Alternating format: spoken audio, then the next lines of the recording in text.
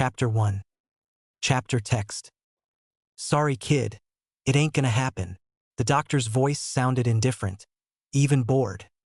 For year-old Izuku felt the all-might action figure slip from his grasp and heard it clatter on the floor, but merely sat, stunned. He didn't have a quirk? None at all? He couldn't fathom it. He heard the doctor explaining to his mother that the X-ray of his foot was the best indicator, and why. He didn't understand what the bones of his toe had to do with anything, and he really didn't care. How could he not have a quirk? Everyone had one.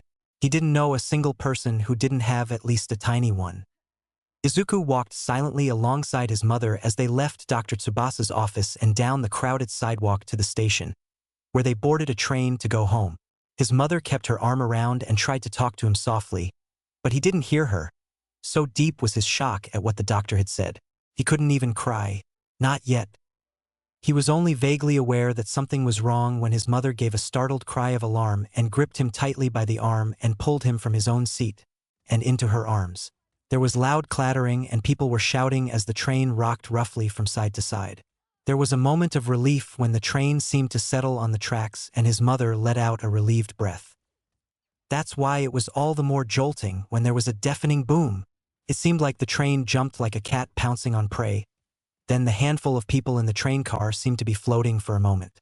Izuku's stomach felt funny as the lack of gravity took hold, then released as the train car plummeted downward on its side. Everyone flew sideways as the train left the tracks and began to tumble like a rectangular barrel down a hill. Everyone was getting tossed around like dolls, and Izuku felt his mother's arms tighten and her hand press his head against her shoulder. He felt her knees squeeze against him from below as she became a protective ball around him as tightly as she could. His heart was beating very fast now, and he could hear his mother's heart thundering with the ear pressed against her. It was like what Izuku imagined it might be like to take a ride in a tumble dryer as they rolled around with the world and everything in it, spinning around them. There were lots of bumps, and Izuku was scared because his mother was screaming as they fell. They flipped over and fell again, and again, and again. Izuku, he heard his mother say close to his ear once the train became mostly still again. Izuku, are you okay? Her voice was quiet, and she was breathing funny. Okay, Izuku answered, whispering too. I love you, baby boy, she told him, like she did when she tucked him into bed at night. Love you too, he answered, wondering why she was crying. Was she hurt, or just scared? He was scared. He didn't know what was going on, but he could tell that something bad was happening. He hurt pretty much all over from being bumped around, but he didn't want to scare his mother by crying. While he was in pain, it didn't hurt that bad, and he was going to be a hero someday, and heroes never cry. He was trying to think of what he could do or say to make his mom feel better. But then more bad things happened. There was another shudder of the train car then, and then a sharp snap, and a rushing sensation as the train began to slide on its roof down an incline. The seats were where the ceiling should be, and there was broken glass all around them. Izuku could feel something warm and wet on his face, and on the arms wrapped around his mother. The other passengers were all shouting again, but not his mother. She was still wrapped around him, but not as tightly, and she was quiet and calm. Izuku thought she was very brave, not panicking like everyone else. It was then that the train came to an abrupt stop, and Izuku felt something hit him in the head hard enough to make stars float in his vision before everything went black. When Izuku woke up, he thought he must be dreaming. He did feel sleepy. He was in a bed in a white and blue room with bright lights, and Kaken's mom was there, for some strange reason. She looked tired and her eyes were red around the edges, instead of just in the middle like normal. Auntie, Izuku asked, surprised when his voice sounded way too loud in the quiet space. Hey there, Auntie said, reaching out a hand to gently ruffle his hair. Tough day, huh? She picked up something from the mattress that had a red button on it, and pressed the button before putting it back down. Where are we? Izuku asked, using a quiet voice and looking around curiously. There were weird curtains hanging from the ceiling and poles with weird machines on them, and a tube was taped to his arm, and his arm was taped to some kind of board. This is a hospital, Auntie said gently. You got a little banged up in an accident. Izuku tried to remember, but only had blurry memories of riding a train with his mother, and that something strange had happened. I think the train crashed, he finally said, thinking hard about it. That's right, Auntie told him with a wobbly smile. A villain made the train crash. Two people came into the room, then. One was a short man in a blue shirt and pants, with greenish skin and sleek feathers for hair, and the other was a kind-looking woman in a white dress. Well, Midoriya-kun, the man said kindly. It's good to see you awake. You have quite a bump on your head. I do? He asked in surprise, lifting his one unencumbered hand to touch his head. His fingers found the edges of a bandage on his forehead and he patted the soft padding, wincing slightly when he got to a sore spot. Auntie gently steered his hand away from his head and smiled at him softly. You have 17 stitches, the man told him. I'm Dr. Wu. I've been taking care of you since you were brought in. The woman in the white dress was busy with the machines, and then she started to take the tape off of Izuku's arm. Izuku was surprised when she held a cotton ball against his arm and pulled a long piece of plastic out that looked like a needle. She wrapped the spot with a stretchy bandage in bright blue. Where's my mom? Izuku asked, looking around. She was on the train with me. Auntie made a strange sound in her throat, but gave a little cough and said, You can't see her right now, but I'll look after you. Okay? You can come stay at my house for a while and have a sleepover with Katsuki. A sleepover with Kaken? He asked curiously. He'd never gotten to spend the night at a friend's house before. Wow! Izuku felt sleepy still, but the idea of having Kaken all to himself for a whole night was exciting enough to distract him from not being able to see his mom. Yep, Auntie affirmed, sounding like she was getting a cold. You should be able to go back home tomorrow. Kay, Izuku agreed. I don't have to stay here? We've done everything we can for you, young man, Dr. Wu told him with a nod. We'll give Bakugo-san your discharge instructions and you can go with her. Izuku was okay with this. Auntie was nice, even if she yelled a lot. Mostly she yelled at Kaken and she never yelled at him, so he wasn't scared. She helped him get dressed in clothes he didn't recognize, though his shoes were the same light-up all-might sneakers he had been wearing that morning. There was a lot of paperwork that had to be signed, but Izuku was allowed to sleep a little while Auntie filled it out. Then they rode in a taxi back to Kaken's house. Izuku clung to Auntie's skirt as they entered the house, and looked around for any sign of Kaken. Instead, Kaken's dad was standing up from where he'd been on the couch and approaching with a soft smile. Hello, Izuku-kun. Are you hungry? I was just about to call Katsuki down for a snack, he said kindly, looking at his wife with questions in his eyes. Auntie shook her head ever so slightly, and Izuku knew that they were probably communicating the way grown-ups did when they didn't want the kids around to know what they were saying to each other. Yes, please, Izuku said, remembering to be polite. He didn't know how long it had been since breakfast that morning, but his tummy was feeling grumbly. Now. Auntie ruffled his hair again, just as Kaken came thundering down the stairs. Is Mom home yet? He called out as he approached.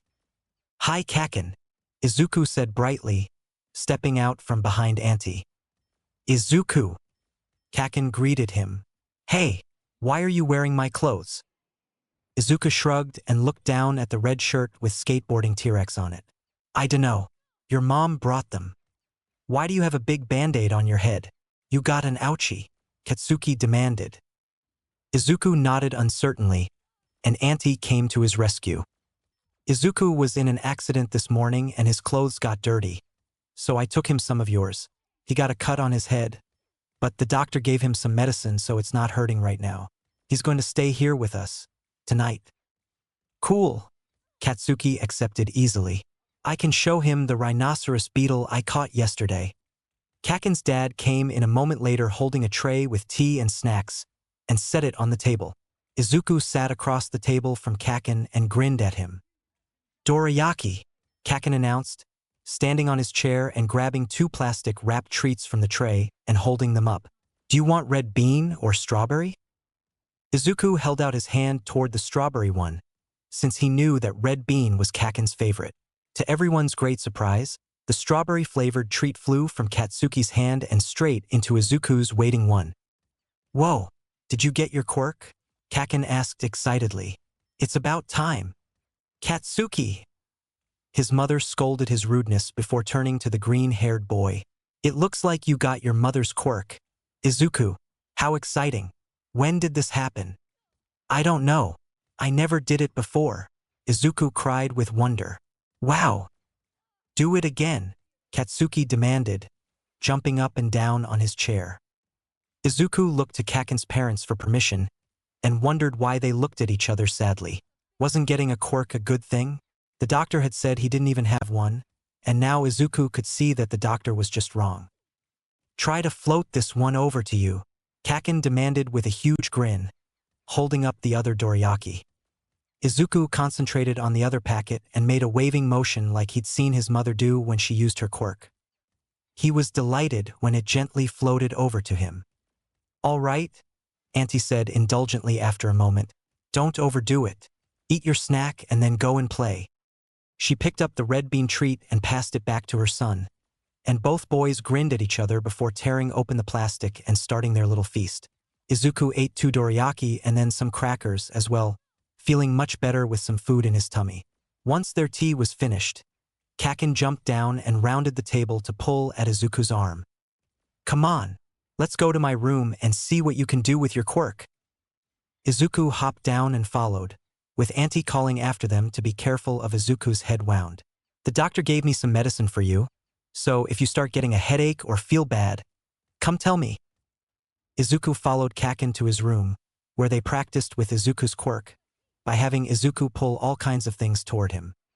His mother had only been able to pull small objects to herself, and it seemed that Izuku was no different. He tried to move a CD player off of Kaken's desk, but all he could do was make it slide a little, and it couldn't hover at all. Well, it's not as good as my quirk, Kaken told him somewhat consolingly, but maybe it'll get stronger if you practice enough. Izuku was feeling tired and sore by the time the boys were called down for dinner. Auntie gave him some medicine that tasted bitter, but gave him some fruit milk to wash it down with, so it was okay. By the time dinner was finished, Izuku was beginning to feel sleepy. When Auntie came to help him and Kaken with their bath and getting into pajamas, he got the first look at his body. Whoa, you're covered in cuts and bruises, Kaken exclaimed excitedly. Izuku looked at shirtless body in the mirror and saw blue and purple bruises in splotches all over his arms. I's legs looked even worse when he got further undressed, and there were scratches and scrapes all over him, as if he'd had a run-in with a very unfriendly cat with very sharp claws. What happened to you? Kaken asked eagerly, as if he expected to hear about a great adventure. Katsuki, Auntie said in a scolding tone.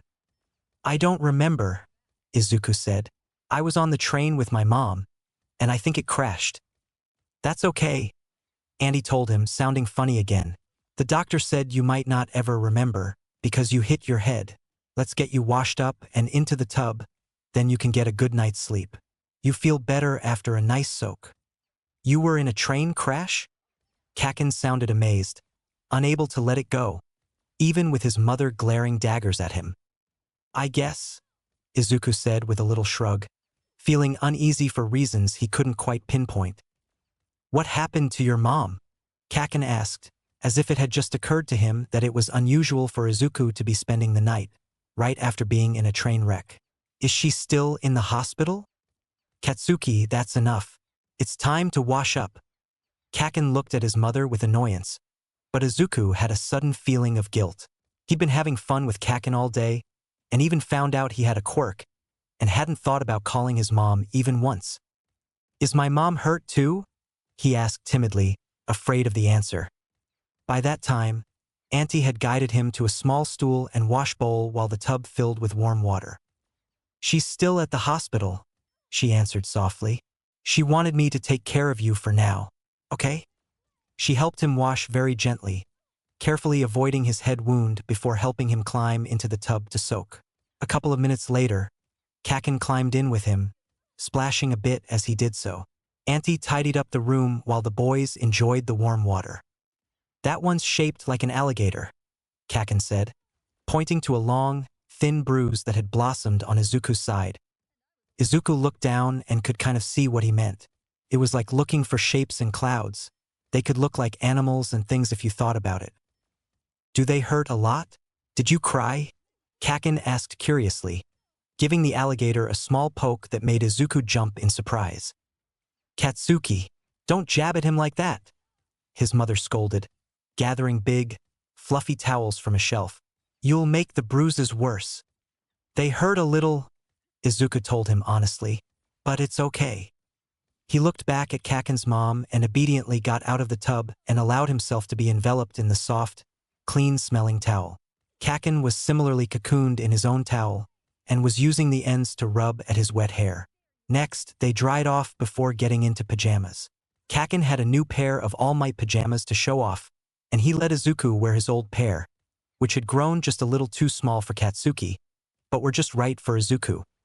There was a child-sized futon on the floor beside Kaken's bed, and Izuku settled down under the quilt while Kaken climbed onto his mattress and under the covers. Once they were both tucked in, Izuku looked to Auntie. "Will I be able to go and see my mom tomorrow?" Auntie gasped and looked away for a moment, then took a deep breath and said, "I'm not sure, honey. We'll have to wait and see. Sleep well." The lights were turned off as she shut the door behind her, but there was an All Might night light plugged into the wall by the door, so it wasn't too dark. Izuku thought that he and Kaken would stay up, playing and talking, but before he knew it, his eyes were getting droopy, and he fell asleep. Thirst woke him a couple of hours later, and Izuku quietly crept out of the room and went to see if he could get a drink of water. Auntie was in the kitchen talking to Uncle, and they didn't see him at first. "She was the only casualty, apparently," Auntie was saying. "Hisashi said he'd catch the first flight he could book a seat on. He should be here tomorrow, so you might need to go and get him from the airport." Izuku didn't know what casualty meant, but Hisashi was Izuku's dad's name. He knew that because his mom talked to him on the phone all the time, and that's what she called him. "My dad's coming?" he asked sleepily, rubbing at his eyes. "Hey, I thought you were asleep. Are you okay? Did you have a bad dream? Does your head hurt?" Auntie said, sounding flustered. "Thirsty," Izuku said. Uncle immediately went to the cabinet for a glass and filled it with water. "Is my dad coming back?" Izuku asked again. "Yes, he is, little man," Uncle told him, handing him the glass. "He's coming tomorrow. They called him about the accident and he's coming to see you and take care of you." "Wow, Mom will be so happy," Izuku said, feeling a little better about it. He knew Mom missed Dad a lot while he worked far away. Uncle looked like he was about to cry and turned back to the sink. Auntie sniffed and put a hand on his head. "Finish your drink and we'll get you back to bed. Maybe your dad will be here by the time you wake up." Izuku wasn't sure what was going on, but did as he was told. As he settled back under the quilt, he fell asleep hoping that once his father got there, they could go and see his mom together. Izuku was disappointed that his dad wasn't there when he woke up, but Auntie said he was on his way and would be there soon. Taiwan was so far away that his dad couldn't come home on weekends, so it would probably be a long trip. "I never met your dad before," Kaken said as they sat at the table and ate breakfast. Izuku wasn't feeling very hungry and was picking at his eggs instead of actually eating them. His whole body was sore, and his head hurt a lot more than it did yesterday. Auntie had given him some more medicine, but it wasn't working yet. "He works at a place called Taiwan, and he's the boss of a lot of people at a big company," Izuku said, spouting off what he had been told by his parents. "He can't come home too much because he's got a lot of important work, but my mom doesn't want to live there, so she stays here." "Weird," Kaken said with a shrug. After they finished breakfast, Katsuki was very interested to learn that they would not be going to school that day. His parents worked a lot and almost never took random days off without a lot of planning. "First, Izuku needs some time to rest from his accident," Auntie explained, "and it would be boring here by himself, right?" "Right," Kaken answered eagerly. "Can we play video games?" "I think that would be all right," she answered indulgently. Kaken knew exactly how to hook up the game console to the television in the living room. They had played several games of Racecar Pro 4 before they got bored, and changed to a fighting game featuring several prominent heroes, including All Might. Izuku chose to play All Might in his Bronze Age costume, and Kaken chose his Silver Age one. They were happily fighting virtual villains when the front door opened. "I'm home," Uncle said brightly. "Izuku, there's someone here to see you." Izuku turned his head and saw a sight he hadn't seen outside of photographs for months. His dad. A bit on the skinny side, with messy black hair and freckles that matched Izuku's own. He looked exactly the same as always. He was wearing a business suit that looked rumpled, and his tie was undone, and he looked really tired. "Dad!" Izuku cried happily. He launched himself at his father without hesitation, wrapping his arms around his neck as the man crouched to gather him up in his arms. "Hi, Zu!" his dad said, hugging him tightly enough to make his bruises twinge with pain. "I'm glad you're back," Izuku said joyfully, not complaining about the discomfort as he rubbed his cheek against his father's stubbly one. "He looks exactly like his dad," Kakin observed to his own father as they watched the reunion. "He sure does," Uncle replied. "Can we go see Mom now?" Izuku asked, turning large worried eyes to his dad. I just saw her," his dad said, sounding like he had a sore throat. "We can go after you, and I have a man-to-man talk if you want." "Okay," Izuku said easily. He wasn't sure what a man-to-man talk was, but it didn't sound so bad. He politely thanked the Bakugo family for taking care of him, and his father did the same before setting Izuku on his feet and taking his hand. Chapter 2. Izuku didn't know how his life would ever be the same again. His mother hadn't just been hurt in the train wreck. She had died in it. Dad said that she died protecting him from being hurt, and that she was a hero. Heroes weren't supposed to die. After the funeral, which was something of an emotional blur, Dad had taken Izuku on a long airplane ride to Taiwan, where Izuku had been looked after by an older lady named Shuling that didn't speak any Japanese.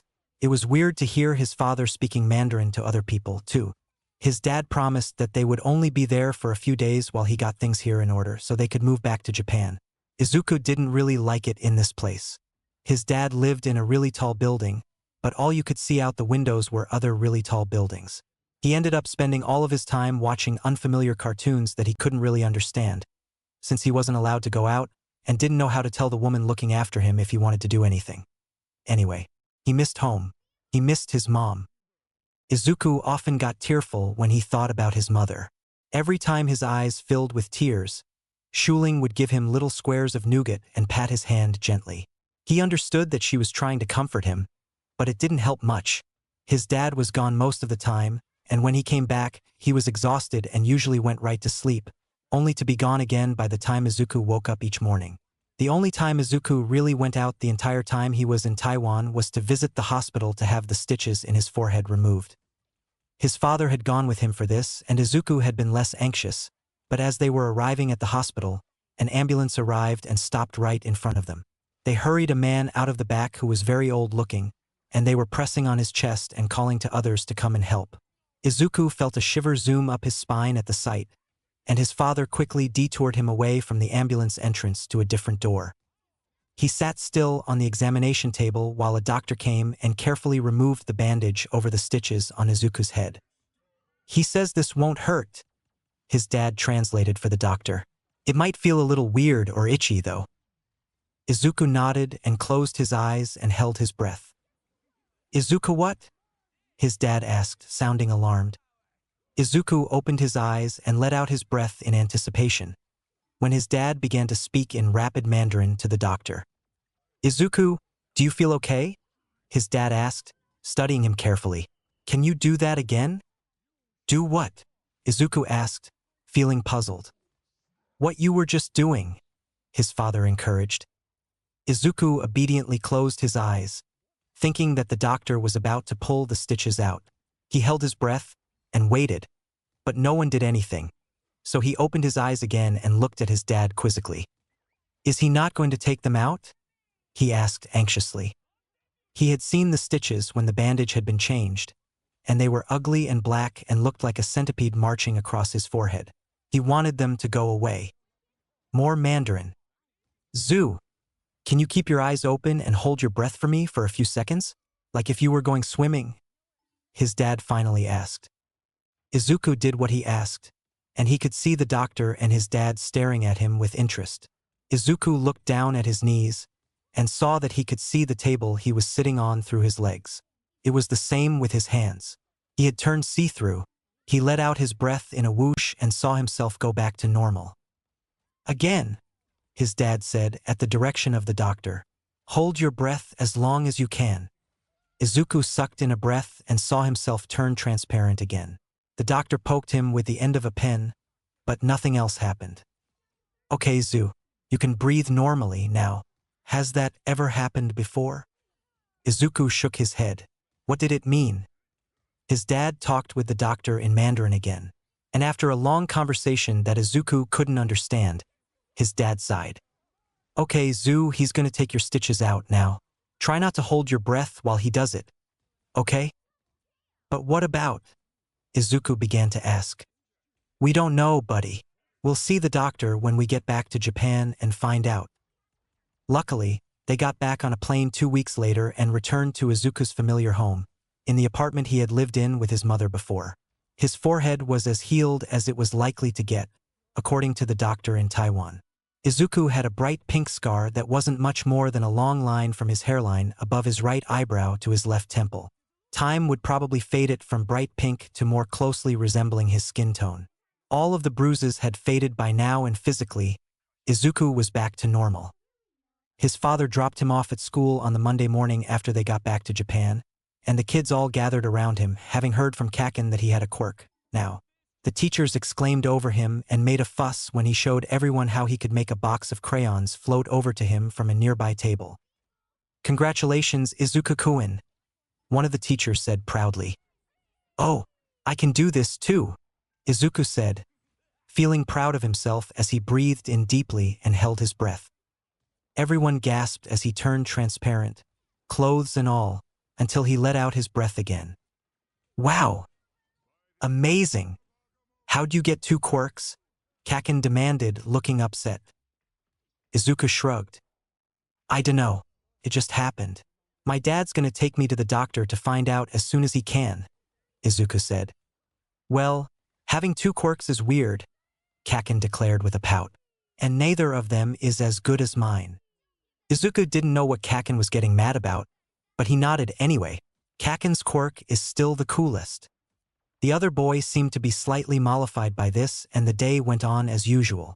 When it was time for them to go play outside, Kaken approached him and said quietly, I'm sorry about your mom. Thanks, Izuku said, which is what his father always said to people who said that to him. I miss her. Of course you do, stupid. She's your mom. But my mom says it'll be okay, so it will. Kaken seemed absolutely certain of this. Izuku nodded, not knowing what else he could say, and let himself be drawn into games on the playground. After school, Izuku was picked up by Kaken's mom when she came to get Kaken. Your dad said that you should come home with me and Katsuki for a while, until he can make other arrangements for you while he's at work. Won't that be fun? Izuku looked over to Kaken, who looked like it was the first time he was hearing about this new arrangement. For how long? The blonde boy asked. I'm not sure, his mother said with a raised eyebrow. As long as it takes for Midoriya-san to find an after-school program or babysitter that he trusts to take care of Izuku while he's at work. Okay, Izuku said, not sure why Kaken didn't seem excited about it. Thank you. The school wasn't too far from Kaken's house, so they all walked together. Kaken found a stick on the ground and ran ahead, dragging it along the low walls and fences next to the sidewalk. Izuku took Auntie's hand like he used to do when his mother picked him up from school. He didn't even really think about it beforehand as he held onto her fingers and walked quietly next to her. He felt his eyes sting a bit as he remembered that he wouldn't be able to do this with his mother ever again, but held the tears back. Dad said he needed to be brave now. Hey, Kaken said, stomping back to them and pulling Izuku's arm. Izuku was forced to let go of Auntie's hand as Kaken dragged him ahead to look at a dead bug being carried away by a line of ants near the street. Once they got to the Bakugu house, Kaken immediately went to sit at the little table in the kitchen that only had 2 chairs near a window that looked out onto a tiny backyard that was mostly paved, with poles for hanging laundry. Izuku went to sit in the chair across from him, but Kaken shouted at him. No, that's my mom's seat. We have snack together here every day after school. Izuku froze and didn't know what to do. He used to eat his snack and tell his mom about his day when they got home from school too. He knew how important that was, and didn't want Kaken to miss out on his time with his mom because of him. Katsuki, Auntie scolded, sounding angry. What a way to behave! Izuku is our guest. Kaken made an angry sound at them both and crossed his arms across his chest with a glare. I'm sorry, Izuku said, trying hard not to let his voice shake. I didn't know. It's all right, Auntie said in a much softer voice than she'd used for Kaken. You can sit there and have snack time with Katsuki. She put a hand on his mop of curls that definitely needed a haircut and stroked gently. No, he can't, Kaken angrily denied. Izuku faded to transparency and ducked his head, backing away from both of them. Oh my God, Auntie exclaimed. What's happening? Izuku released and sucked in a breath, not realizing that he'd been holding his breath, waiting for a verbal explosion from either Kaken or his mother about everything. Kaken growled, sounding angry or frustrated or both. Sorry, sorry, sorry, Izuku chanted, wanting everyone to be happy. That happens sometimes. I'm sorry. But I thought your quirk was… Auntie began. Well, he's got 2 quirks now, Kaken snarled, hopping down from the chair and stomping from the room. They could hear his loud, but hasty retreat through the house, up the stairs and the slam of his bedroom door as they stood there in shock. Izuku felt the first tear fall and sniffed, struggling not to cry. Why was everything so hard today? Oh, Izuku! Auntie scooped him up into her arms, even though he was too big to be carried around anymore, and hugged him tightly. You didn't do anything wrong. Kaken's mad at me, he said miserably. He said having 2 quirks is weird. Having 2 quirks is unusual, she corrected him gently. Not weird. Why don't you sit down and have your snack, and I'll go tell Katsuki he needs to apologize. No, don't, Izuku said as she put him on his feet. He'll just get madder. He just wants to have his snack with you. I can go read a book and you can have a snack with him like always. Auntie looked like she wasn't sure what to say to this. She thought about it for a moment and finally decided, how about I fix you something you can eat in the living room? I'll turn on the TV and you can watch cartoons while I go see if I can get Katsuki to come down. Izuku nodded at this solution. This way he would still get something to eat, and Kaken could have his alone time with his mom. He sat on a cushion beside the low table near the couch and Auntie gave him a juice box, some apple slices, cut to look like bunnies, and a handful of rice crackers. There was a cartoon about All Might on that he had seen a dozen times, but loved enough to watch a dozen more, and he thanked her politely. She patted his head and went upstairs, and Izuku ate his snack in contented silence. Auntie stayed upstairs for a long time, so when the cartoon was over, Izuku turned off the television. He sat on the couch with a notebook retrieved from his school bag and doodled for a while until he started to feel sleepy. He didn't even realize he'd dozed off until he was being shaken awake by a rough hand. He opened his eyes to see Kaken standing by the couch, looking at him with a scowl. Mom said to wake you up 'cause it's almost dinner time. She said I have to tell you sorry for earlier, too. Izuku sat up and looked around, surprised that it was already late enough to be dinner time. He didn't know what time his dad would even be done with work, since he was always at work. Is my dad coming to get me? I dunno. Kaken didn't seem inclined to say more than that, but he didn't really seem too mad anymore, either. He just walked away, retreating up the stairs, leaving Izuku where he was. At a loss, Izuku found his way to the toilet and took care of his own pressing needs, and washed his hands extra good since it was almost time to eat. He didn't know if he would be joining the Bakugo family for their meal, or if he would be eating with Dad. When they were in Taiwan, the lady who looked after him had cooked their meals, too. The food had been mostly unfamiliar, but still good. When they had gotten back to Japan a couple of days ago, his dad had bought convenience store food or takeaway for every meal. He was pretty sure his dad didn't know how to cook. There he is, Uncle said with a friendly smile as Izuku wandered into the kitchen. Hello, Uncle. Izuku greeted him the way his mother had taught him he should greet people. Kaken said it was almost dinner time. Is my dad coming to get me now? Auntie looked over her shoulder from where she was preparing bowls of rice on the counter. He called and said he was going to be a little late. She told him with an apologetic smile. So we get to keep you here a bit longer. I hope you like curry. Izuku did. Kaken didn't make another appearance until he was called for dinner, and everyone gathered around the dining room table. Izuku waited until he could tell where everyone would sit before timidly taking the remaining chair for himself. Auntie sighed, and she and Uncle gave each other another of those looks that adults give each other that mean something. Auntie glared a bit at Kaken, then, and the other boy scowled. What? I did what you said. Auntie sighed again, but smiled warmly at Izuku as she put a plate of delicious-smelling curry. Thank you, he said brightly. It looks so yummy. Both grown-ups chuckled. Kaken banged the handle of his spoon on the table and said, It smells great. I'm glad you think so. Enjoy, Auntie told them. Ita de kamasu. Both boys dug in eagerly. Izuku carefully scooped up some rice, then some curry and blew on it before putting it in his mouth. Kaken stirred up everything on his plate until the rice and curry were indistinguishable from each other, and then scooped up a mouthful and ate it without checking to see if it was hot. Both boys made noises of appreciation as they got their first taste. After everyone had gotten a few bites of their dinner inside of them, Uncle turned to Katsuki and asked, How was school today? It was okay, I guess. There was a frog near the bird feeder outside that ate a dead bug, and the class guinea pigs got into a fight again. How was your first day back, Izuku-kun?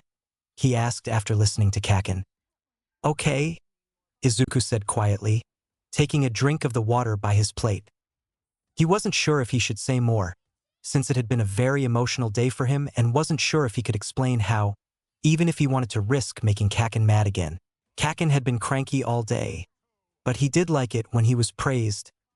Kaken and I played Otetama during outside time. Kaken won, like always. He's really fast. You're just too slow, Kaken said, but not in a mean way. The lighter atmosphere helped Izuku relax, and Kaken began to talk more about things at school. He seemed happy to have the attention on him, so Izuku concentrated on finishing his curry. He had just finished his last bite when the doorbell rang. That's probably Hisashi, Auntie said, getting up and moving out of the room. May I please be excused? Izuku asked Uncle. Uncle seemed a little surprised by Izuku's formality, but smiled at him and nodded. Of course. Thanks for the meal, Izuku said as he climbed from his chair and went to see his dad. His dad looked tired, and was in the middle of apologizing to Auntie for being so late. Auntie packed up some curry for his dad to take home for his dinner, and Izuku collected his notebook and school bag. They decided to walk, even though it was at least 30 minutes away by foot. Izuku was happy to have time with his dad, who was so busy all the time. His dad said it was nice to stretch his legs after a long day in the office. How was school today, Zu? His dad asked as they walked. I'm sorry I forgot to tell you that Bakugo-san was going to pick you up. Did you have fun? He let Izuku carry the bento with the curry in it, and he carried his bag with his computer and work stuff. I don't think Kaken likes having me there very much. He got mad at me for having another quirk. He said it's weird. That brat, his dad muttered quietly. He patted Izuku on the head with a smile and consoled him. He's probably just jealous because you're lucky enough to have an extra. Maybe he said that neither one of mine is as cool as his. He's right about that, but I still like them. Your quirks are amazing, Zu. So are you. I am so proud of how you've been handling everything that's happened this last month. I'm sorry I haven't been around as much as either of us would like, but I'm working on it. Izuku felt the little knot that had been residing in his chest for most of the day loosen a little after hearing his father praise him. I've got my assistant researching to find someone who can look after you while I'm at work, so you can be at home, at least. I gave her a list of things we need them to be able to do, like cooking and cleaning and taking good care of you, his dad continued. Like Mom used to do? Izuku asked, a little worried. No one can take your mother's place, Zu. I know that better than anyone, but I'm useless at housework, and you're not old enough to stay by yourself until I get home. We need help. He said it gently, and sounded as sad as Izuku felt about it. Izuku knew he was right, but there had been so many changes lately that he felt lost. Maybe his dad did too. I know, Izuku said with a nod. Is there anything in particular you think someone looking after you should be able to do? Izuku gave it some thought before he answered. They should like All Might and heroes as much as me. His dad laughed at that and said, I don't know if anyone loves heroes as much as you do. The rest of the walk home was nice as Izuku chatted with his dad. He believed it when his dad said that everything would be okay, soon. The next day at school, Kaken seemed to be feeling better, especially since the teachers praised his ability to read some kanji that none of the other kids had even started to try learning. Most were still learning hiragana and some katakana. This put Kaken in a good mood, and Izuku was able to play and participate like normally without walking on eggshells. After school, Izuku was careful not to infringe on Kaken's time with his mother, saying that he wasn't hungry and didn't want a snack. Instead, he said he was tired and pretended to sleep on the couch for a while, happy when he heard Kaken and Auntie in the kitchen chatting about their day. When enough time had passed, Izuku woke up, and he and Kaken were allowed to go down the street to the little park that had a small stream and some trees. Kaken brought his net and a little container, in case they found any good beetles. 2 other boys from the neighborhood were there already, looking bored. Hey, Tsubasa said when he saw Izuku. You're Midoriya. My mom heard from Bakugu's mom that you have 2 quirks. That's a lie, right? Nobody has 2 quirks, stupid? A boy called Onaga said, shoving Tsubasa with his elbow. It's true, Izuku said. It's weird, Kaken said immediately. Prove it, Onaga demanded, pointing at Izuku. Izuku reached out a hand and pulled a stick from the nearby grass to his waiting hand, and grinned. That's one, Tsubasa said. What's the other one? Izuku glanced over at Kaken and saw he was scowling again. He remembered what his father said about jealousy. It's not really that great, he said carefully. He paused, then held his breath. He didn't feel anything in particular, but could tell by the interested response from the others that he was now transparent. Whoa, Onaga said. He really does have 2 quirks. Cool. You mean weird, Kaken corrected with a snort. Anyway, Izuku said with a shrug, that's them. I don't know why I've got 2. 'Cause you're a freak, Kaken supplied with a roll of his eyes. The other 2 boys looked back and forth between Izuku and Kaken, before nodding slowly. Weird, Tsubasa agreed. Weird, Onaga parroted. It might be cool if they were better quirks, though. Kaken looked satisfied by this, and picked up a stick and wrote his name in the soft dirt beside the sidewalk. That distracted the others, and they began drawing with sticks on the ground. Izuku watched in amazement as Kaken wrote all of their names in kanji. Look, Kaken said, writing Izuku's name in the dirt. This can also be read as Deku. That means useless, just like his quirks. The other boys laughed, and Izuku dropped his stick. That's mean, Kaken. I'm only telling the truth, came the spiteful answer. What's the matter, Deku? You mad that you've got 2 quirks, and they're both stupid?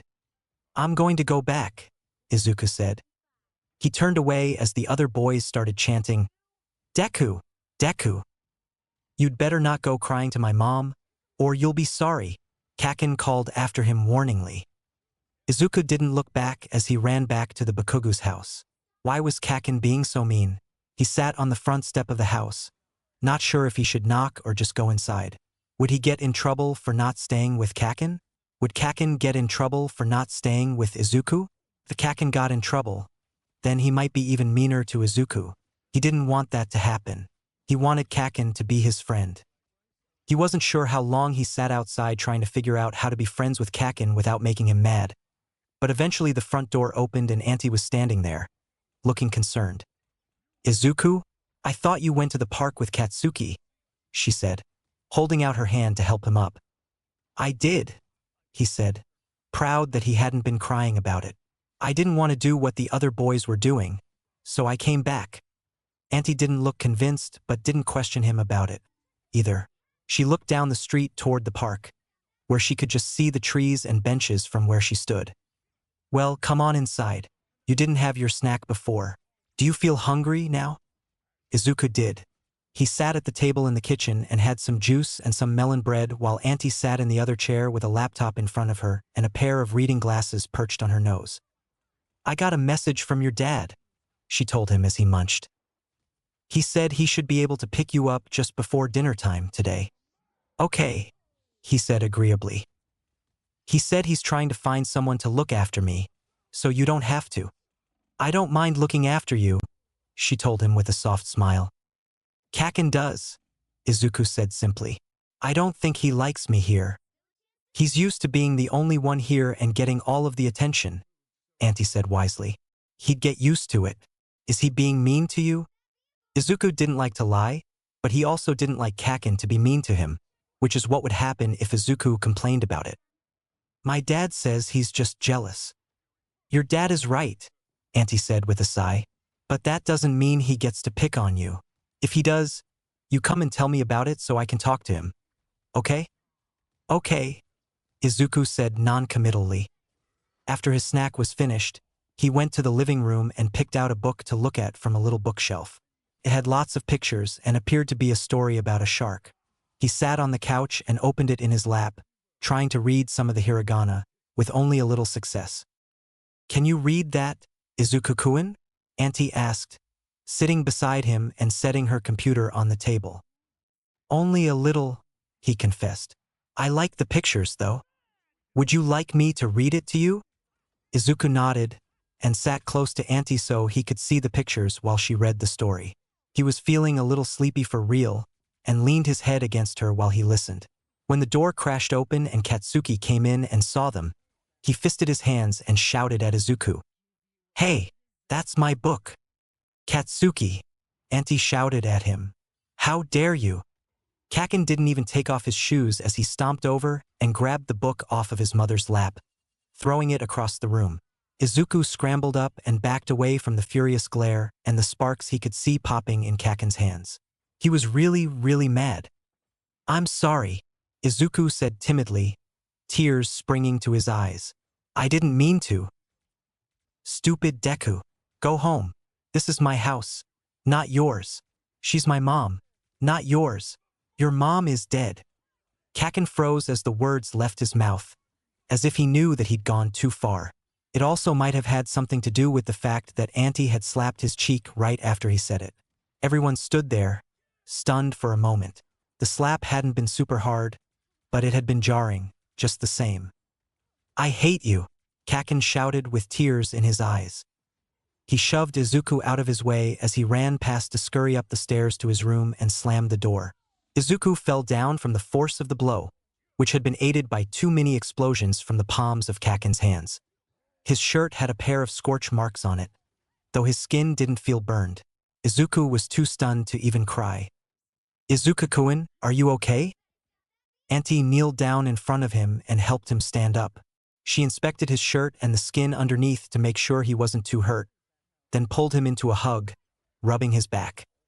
"I'm so sorry he said those horrible things," she said with tears in her own eyes. Izuku just nodded and stood very still in her embrace. He would not risk clinging to her as he wanted to, in case Kaken came back and saw. "I'm sorry I made him mad," Izuku said, trying to make things better. "No, Izuku-kun, you don't apologize for this. This is not your fault, not even a little bit. It's mine and it's Katsuki's," she told him firmly. "I've spoiled him far too much." You hit him," Izuku said. His tone was not accusatory, but surprised. His own mother had never raised a hand to him, though he couldn't ever recall being as hateful as Kaken before, either. Maybe she would have spanked him if he'd been bad enough? He couldn't imagine it, though. "I did," she agreed, sounding sad. "I probably shouldn't have. I'll go and talk to him about it once we've both had time to settle down. A little." "Okay," he said, not sure what to say to that. They both stayed there for a moment, staring at each other awkwardly. "How about I turn on a movie for you to watch?" she suggested at last. "Okay," he agreed, for lack of anything better to say.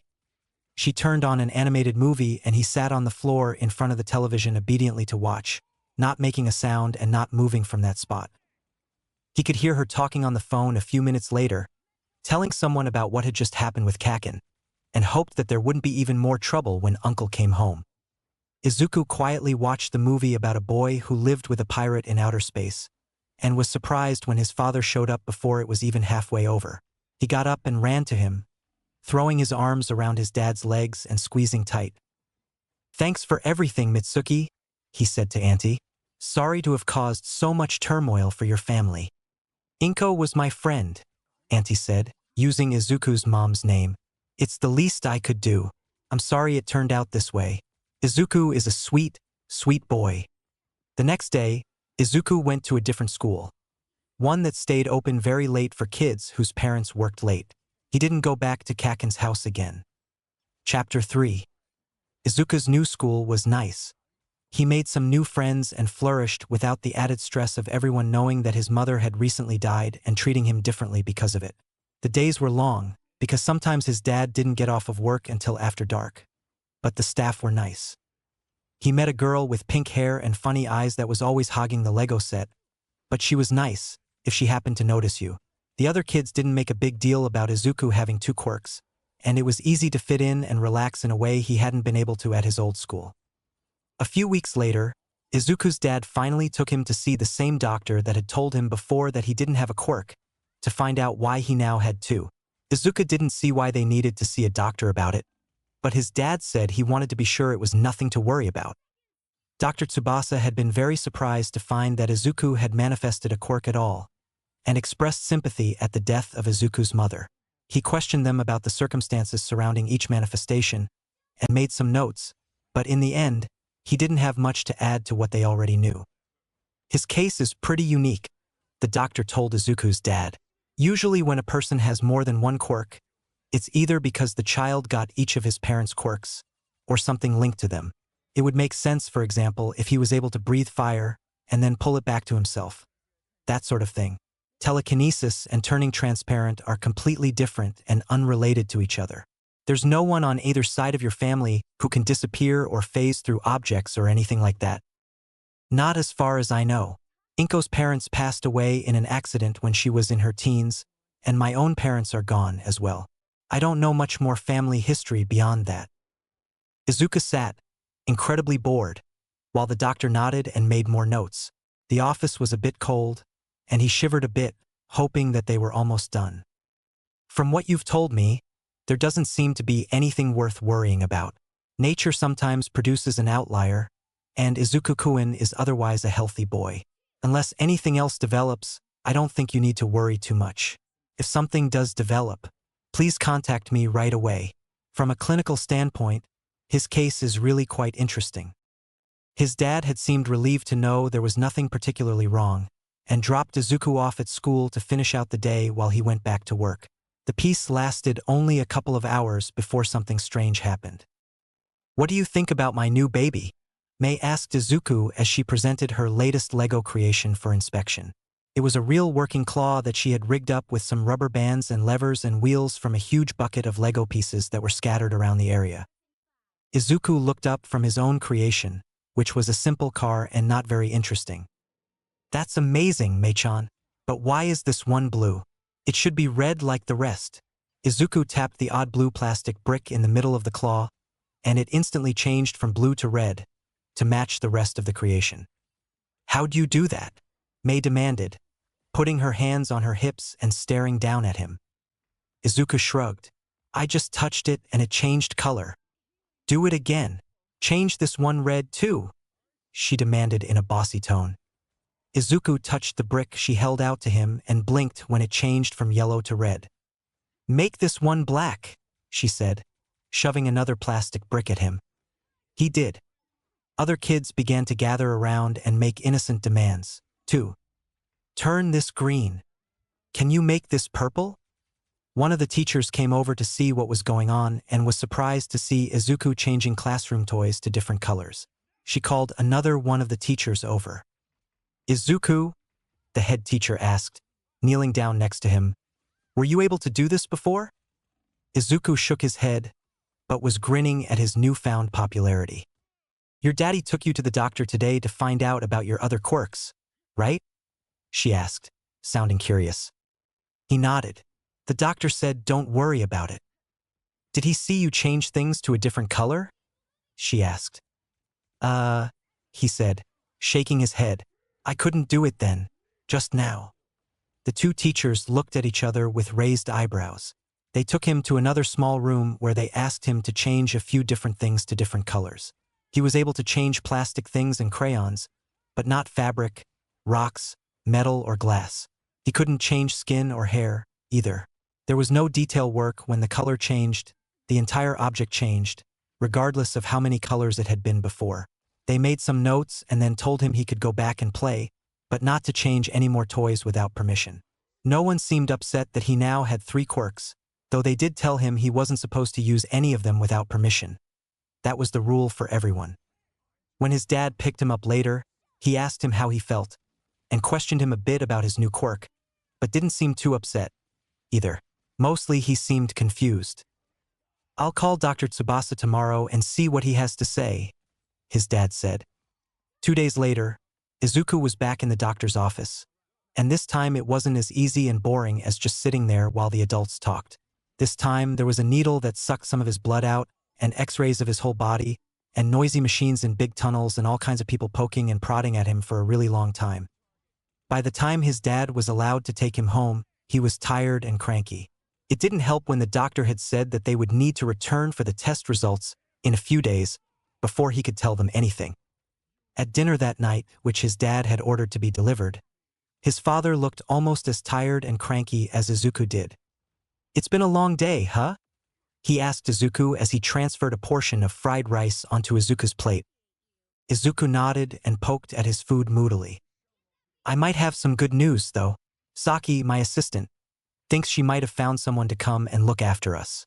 I'm going to meet them tomorrow, and if I like them, then you'll get to meet them and we'll decide together. Okay. Izuku wasn't sure what to think about that. Can they cook? He asked. The food on his plate wasn't bad, but he was tired of eating out of cartons and paper wrappers. That was one of the biggest requirements on the list, his dad promised solemnly. Okay. 3 days later, Izuku was playing in his room when the doorbell rang and his father called to him. He ran out to the living room to see a young man standing there wearing a high school uniform. The high school guy waved at him with a friendly smile and Izuku waved back shyly. Izuku, this is Tanaka-san. He's a senior in high school and wants to be the one looking after us a while. Come on in and meet him. Izuku came over and politely greeted Tanaka as he'd been taught to. Tanaka knelt down on the carpet in front of Izuku and smiled. I'm pleased to meet you, Izuku-kun, he said in a nice voice.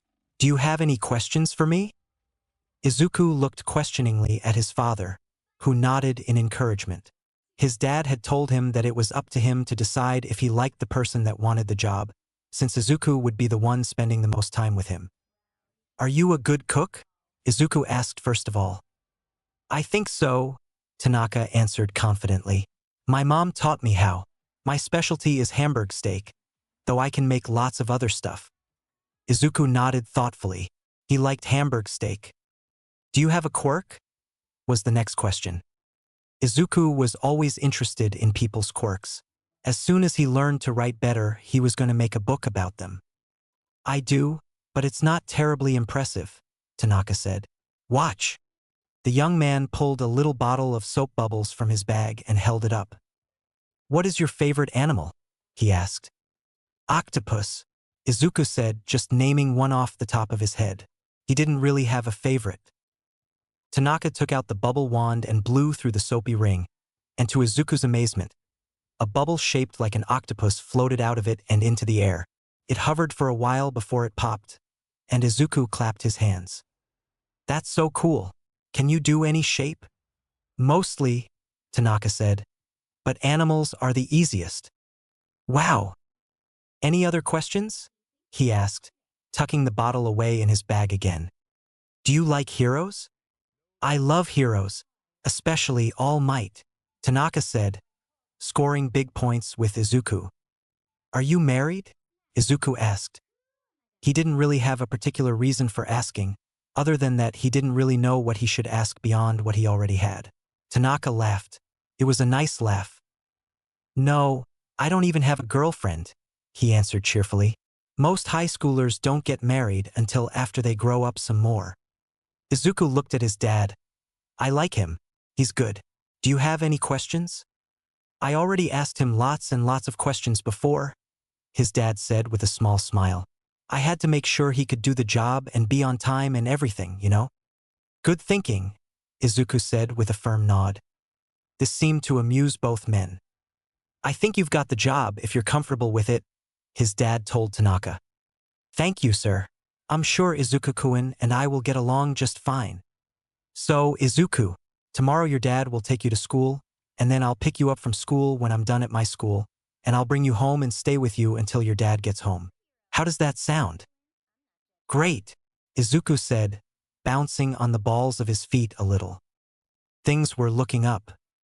When Izuku was taken to the doctor to get the results of all of his tests, he was glad when they promised him that he wouldn't have to have any more blood taken or lay in any machines. He sat next to his dad as the doctor explained. The tests didn't show any stress to his system, which is the most important thing, he said as he looked over the papers in Izuku's file. The human body isn't normally equipped to handle multiple quirks, and there can be some backlash when more than one manifests. But there's no sign of it in Izuku. I have a theory about him that I would like to test, but I will have to do a small amount of research and wait for the right opportunity. First. What kind of theory? Izuku's dad asked. Izuku had whimpered a little, and scooted over to hold his dad's arm at the mention of another test. I believe that your son actually has 4 quirks, not 3. Explain, was the only thing his dad said, even as he put a protective arm around Izuku's shoulders. From everything you've told me, each one of the quirks he's demonstrated has manifested after he spent time in a hospital. Dr. Tsubasa pointed out, ticking them off on his fingers.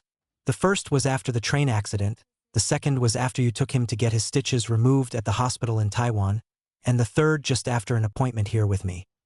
Yes, but he didn't get a new one when he was here for all of those tests a few days ago, his dad pointed out. Izuku didn't understand what they were talking about. What did being in a hospital have to do with getting quirks? No, but I checked the records and no one died here during the time period that he was here for the tests. Izuku looked at his dad, who had gone very still and quiet. Someone did pass away in this hospital during the time of the appointment after he received the color-changing quirk, Dr. Tsubasa continued, and they also had a color-changing quirk. Oh shit, Izuku's dad said, earning him a look of shock from Izuku. Dad, you said a bad word. Sorry, little man. Please excuse my bad language, his dad said. I think you see where I'm going with this, the doctor said. But perhaps we should talk more about it privately? Yes, of course. I wouldn't want him to. The doctor picked up the phone and asked a nurse to come in.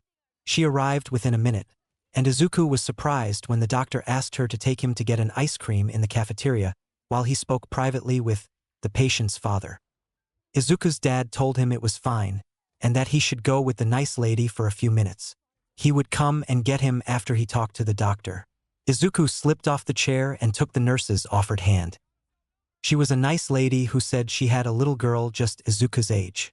She chatted with him as she took him down a couple of long hallways to a little place that was kind of like a restaurant and got him a cup of ice cream that came with a little wooden spoon to scoop it out with. He shivered a bit as the ice cream made him feel cold. But it was tasty. She got one for herself as well, and they shared a small table in the busy space until Izuku's dad showed up and said it was time to get him to school. On the drive back in the car that his dad got just a couple of weeks ago from his company, Izuku waited for his dad to say something. When his dad didn't really talk at all, Izuku prompted him. Did the doctor find out something bad about me? He asked. No, not bad, just confusing, his dad told him. His dad smiled, but it didn't look like a real smile. He's still trying to figure things out. He said I needed another test. Not the kind you had before, his dad said. I'm not convinced you even need that test, so I'm gonna wait and see. Don't worry about it. Okay? Okay, Izuku said, unconvinced. His dad dropped him off at school just before lunchtime, and things were fine for all of 5 minutes. The children were all served a tray with grilled fish, mixed veggies, and sweet potato miso soup. Hana-chan got upset at this for some reason and began to cry. She was a bit of crybaby over very small things, and no one could figure out why until Izuku spoke up. She's sad because she wanted fried tofu for lunch, he told the teacher. She told you she wanted fried tofu? She asked him. No, she just does. Sorry, Hana-chan, you have to eat fish today, he said consolingly. Maybe your mama can make you fried tofu for dinner. Hana-chan sniffed, but stopped crying. She makes the best fried tofu. I want to eat it right now. Hana was eventually coaxed into sitting down with everyone else, and lunch could continue. The head teacher came to sit by Izuku, as she did a lot of days, and started to talk to him while they ate. How did you know that Hana-chan wanted fried tofu for lunch? She asked curiously. Izuku shrugged. I dunno. I could just tell. Takashi wishes he could have daifuku right now, Izuku said, pointing to one of the boys at another table. You want a Kit Kat? She blinked at him in surprise, but listened to him tell her all about what each person sitting around him wanted to eat. The kids nearby confirmed what he guessed, saying things like, yeah, curry would be really good. I wish we were having that today. And he's right. I like the other miso soup better. Izuku finished his own lunch without complaint. He liked the school lunches most of the time, but Tanaka-san hadn't been lying when he had said that his hamburg steak was very good. He preferred his babysitter's food over the school food. Tanaka-san picked him up at school just like he did every day now. They walked the short distance to the bus stop, where they got on and rode for 10 minutes to another stop that was a 5-minute walk to the Midoriya's apartment. Tanaka-san made him a fruit sandwich for his snack, cutting it into neat triangles on the plate. While Izuku ate, Tanaka took care of the laundry from the day before and vacuumed the living room and bedrooms. Izuku climbed on a stool near the counter after that and helped Tanaka-san prepare veggies and things for cooking. Izuku washed the rice and helped dry dishes when they got washed. Tanaka talked to Izuku while he prepared items for breakfast that could be easily warmed up in the morning. Izuku liked hearing about Tanaka-san's day at school, as he explained about how his class was planning what they would do for their culture festival. It sounded like a lot of fun. Izuku liked how Tanaka-san didn't treat him like a little kid, and asked him questions and explained things to him when he asked. If he didn't know the answer to something Izuku wanted to know, he would look it up on his phone, and they would learn about it together. After the chores were finished, Tanaka-san checked Izuku's school bag for the folder that got sent home every day with any notes from the teacher. This was something he checked on, to be sure he didn't need to prepare anything that might be needed the next day at school, like a smock for painting or anything like that. Izuku-kun, Tanaka-san asked after reading the note the teacher had written. Can you tell me what I want to eat right now? A spicy tuna roll, Izuku immediately supplied from where he was sitting, writing in this notebook, with extra wasabi. Tanaka-san laughed at this answer, which puzzled Izuku, because it wasn't really funny. Do you know what your dad wants for dinner? He asked next. Izuku thought about it for a minute, then shrugged. I dunno. He likes most of the stuff you make. Very cool, was all Tanaka-san said to that. They ate dinner together, though it wasn't a spicy tuna roll, because they didn't have the ingredients. It was still very tasty, and they saved a big plate for Izuku's dad for when he got home. After dinner, Tanaka-san supervised Izuku's bath and then blow-dried his hair for him before helping him get ready for bed. By then, Izuku's eyes were drooping and he fell asleep almost immediately after a long, strange day. Izuku woke in the morning to find his father already awake and dressed, warming breakfast in the microwave when Izuku came into the kitchen. Good morning, his dad said when he saw Izuku come in and sit down at the table. Breakfast will be ready in just a minute. Izuku already knew that there would be rolled omelette, salad, and rice with instant miso soup. He had helped Tanaka-san prepare it, after all. I talked to your teacher yesterday, his father said, setting a glass of milk on the table in front of him. She says you have an interesting new talent. Izuku looked at him, feeling puzzled. I do. It was his dad's turn to look puzzled. She said you were telling her all about what everyone wanted to eat for lunch yesterday. Naokuen said that you were right about what he wanted to eat yesterday, too. Who's Naokuen? That's Tanaka's name, his dad supplied. Can you tell what I want right now? Coffee, Izuku said. with cream, and one of those fancy rolls with jam on it. I'll be damned, his dad said. Dad, that's a bad word, Izuku scolded. Sorry, his dad chuckled. I was just surprised. You're absolutely right. I shouldn't say words like that.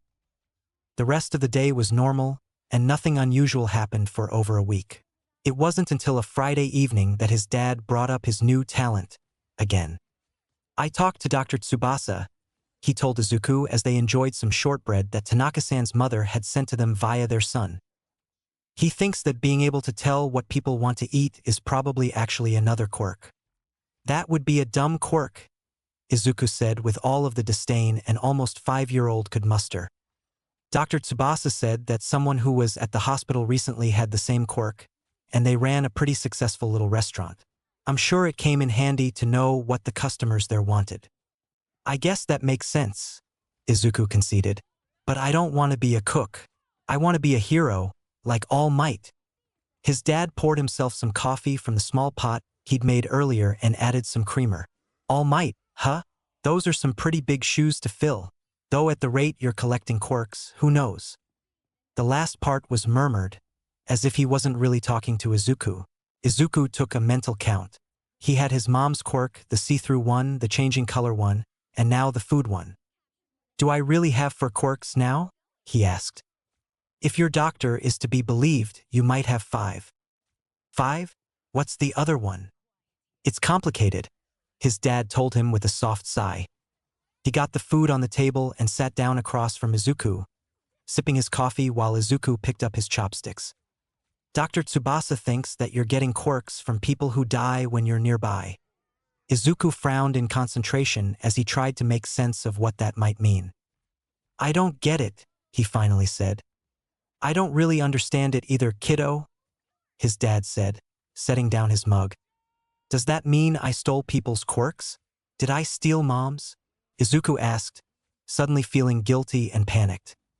No, his father assured him quickly. You didn't steal anything, Zu. Your own quirk just kind of collects the quirks that get left behind when people die and don't need them anymore. I think. Izuku was very confused. Think of it like, when you go to the beach and pick up a shell, his dad explained. Where did that shell come from? Something used to live in there, right? Izuku thought about this, then nodded. Is collecting the shells a bad thing to do? His father asked. No, Izuku said, still considering the matter. Why not? His father prompted.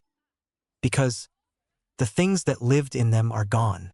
They died and don't need them anymore, Izuku guessed. Right? So if a person dies and doesn't need their quirk anymore, how can it be a bad thing to collect it if you can? I know you're not doing it on purpose. It just seems to happen. It might become a bad thing if you get too many quirks because that's just too much for one person to handle. So far, you've gotten pretty small quirks that don't use up a lot of your energy to use. Izuku thought he understood, but it was still complicated. I have a quirk collection? Exactly, his dad confirmed, seeming relieved. And we don't want that collection to get too big. Just like you don't have room for every shell, your body might not have room for every quirk it wants to collect. We don't know what would happen to you if you got too many. But I can't help it, Izuku said seriously. What do I do? Well, for now we are going to keep you away from places that we know people die pretty often, like hospitals and nursing homes. Other than that, there isn't much else we can do except try to be careful. Okay?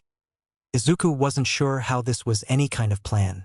He'd gotten 4 quirks from people without even knowing they died. How was he supposed to be careful? How often did people die anyway? It was a lot to think about. Another thing to think about is that you have a birthday coming up. You should think about how you'd like to celebrate. We can have a little party or go out to eat or see a movie. And you can pick out your own gift, too. Really? Izuku asked, allowing himself to be distracted from the conversation about death. Chapter 4. Izuku's 5th birthday was the best. He got all kinds of All Might toys and clothes from his dad, and even light-up shoes. They had a small party for him at school, and Mei-chan gave him an invention she made that actually worked like an auto slingshot, but his dad confiscated it almost right away when he almost broke a window. When Tanaka-san picked him up from school, Instead of taking him straight home, he took Izuku to a small cafe where they met a couple of his friends. One of which was a pretty girl named Nana that made Tanaka-sen blush when she talked to him and giggled a lot. They all gave Izuku a lot of attention and bought him a whole parfait. Just for him. They were really nice. Izuku still missed his mom. She used to make him a special cake and let him stay up late, but everyone else worked really hard to make the day special for him in other ways. It wasn't until a month after his birthday that anything out of the ordinary happened. Izuku was at school when a tall man with white hair in a casual suit came to talk to the teacher, and Izuku got called into the head teacher's office to talk to him. The teacher told Izuku that the man was someone called a counselor, and was there to talk to him about his quirks. Izuku sat in a big chair that the parents usually sat in when they came to talk to the head teacher, so his legs didn't hang over the edge of the seat much.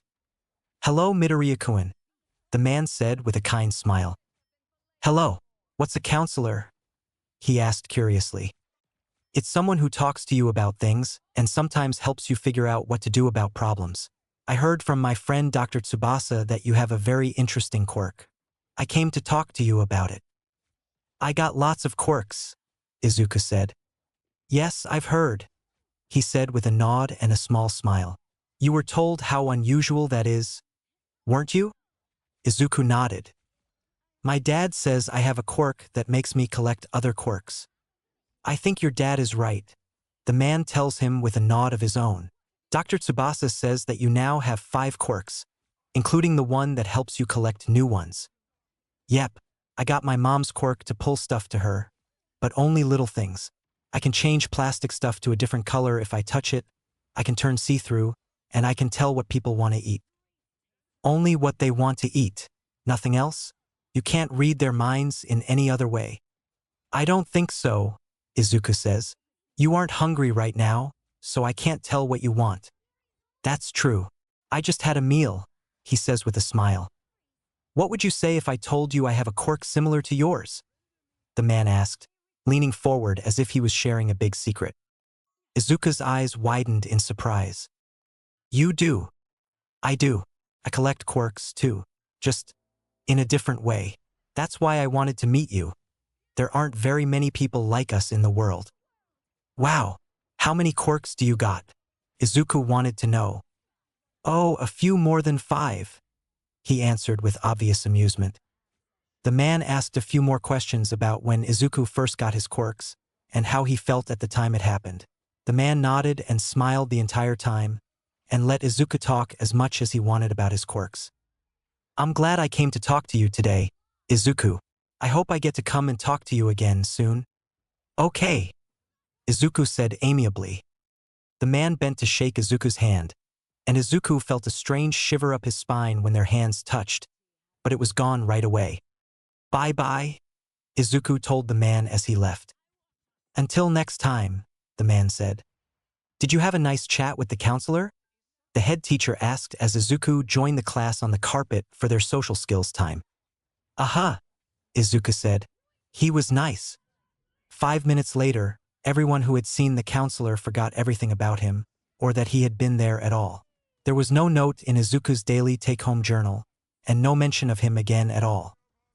That day, when Tanaka-san came to pick him up at school, Izuku discovered he had a 6th quirk. He now had extraordinary balance and agility. As they walked, Izuku was full of chatter about the really super tall block tower he and 2 other kids had built during playtime. Tanaka-san grinned at him and listened, making appropriately impressed sounds as Izuku described it as being almost to the ceiling. They were stopping at the market on the way back to the Midoriya apartment to pick up ingredients for the meals that Tanaka-san was going to make for dinner and tomorrow's breakfast. Tanaka retrieved a shopping cart, and Izuku asked if he could ride inside. He was a little too big for the child's seat, but he liked to sit in the basket and be pushed around the store. Tanaka lifted him up, and Izuku's legs got caught on the edge of the cart's basket. The cart began to roll away under him, and Tanaka lost his grip on Izuku, and there was a tense moment when they both shouted in alarm as Izuku fell. Then everyone who looked their way froze in surprise. Izuku had caught himself on one hand and was doing a very awkward-looking handstand instead of crashing to the floor. His school bag was dangling, and should have thrown him off a little, but Izuku seemed to have no trouble maintaining a steady balance. Izuku, how are you doing that? Tanaka asked, walking around him and looking at him from every angle. He pulled out his phone and snapped a picture. I didn't want to hit my head, Izuku said reasonably. It just happened. Can you stand up now, or do you need help? Izuku put one of his legs down on the floor, and the rest of his body naturally followed gracefully until he had righted himself. That was wild, Tanaka-san told him. It scared the heck out of me, but it was really cool. You're not hurt. Nope, Izuku said with a smile. They did their shopping, then went back to the apartment. Tanaka gave Izuku a snack while he put the groceries away. Then, instead of starting food preparation or laundry, he turned to Izuku and said, "Let's go to the park for a little bit." Izuku put on his new All Might shirt and light-up shoes, and went happily with Tanaka to the small park near the train station down the street. It was just a small grassy area where people could walk their dogs, but there was a swing set and a slide, too. I want to try something out, Tanaka said, pulling out his phone and using it to pull up a video on it. He showed the short video to Izuku of a man doing a two-handed handstand on a gymnast mat. Do you think you can copy that? I can try, Izuku decided after watching. It seemed pretty simple, and it was. He planted his hands in the grass and lifted his legs easily over his head with a grin, looking at Tanaka upside down. Tanaka laughed and took his picture. Can you do it with one hand, like at the market? Izuku could. He lifted one hand off the ground, pleased with Tanaka's excitement. Okay, your face is turning all red, Tanaka said. Better come down. Izuku easily stood back up and felt momentarily dizzy as the blood rushed from his head to the rest of his body. Could you do any of that before? Tanaka asked, sitting in the grass next to his charge. I never tried, Izuku said, but it's fun. Let's see what else you can do, Tanaka suggested. Izuku watched a few more videos on Tanaka's phone, copying everything he was shown with ease. Those are really advanced yoga poses, Tanaka said, snapping pictures the whole time. I think maybe you picked up another quirk, kiddo. Izuku's heart sank a little. What's the matter, Zu? Tanaka asked, seeing Izuku's expression change from joy to concern in just a moment. If I got a new quirk, it means someone died, he said gravely. I guess so, Tanaka said, sobering as well. But that's not your fault, okay? The older boy looked around as if to make sure no one was around to hear them talking. Let's go back for now, he said quietly, taking Izuku's hand. I've still got a lot of chores to do. Since they were near the station, Tanaka stopped and gave Izuku a 100 yen coin to buy a sheet of stickers from a machine in front of a newspaper stand. Izuku wasn't lucky enough to get All Might, but he did get a sheet of Crimson Riot decals that he could put in his notebook, where he had been drawing various heroes he saw on TV. It was enough to distract him from his gloom. When they got home, Izuku went to get his notebook, and then Tanaka turned on the TV to a documentary about UA High School, where kids went to learn how to be heroes. Izuku was enthralled. He spent the rest of the day designing his own super suit, which greatly resembled his childish drawings of All Might.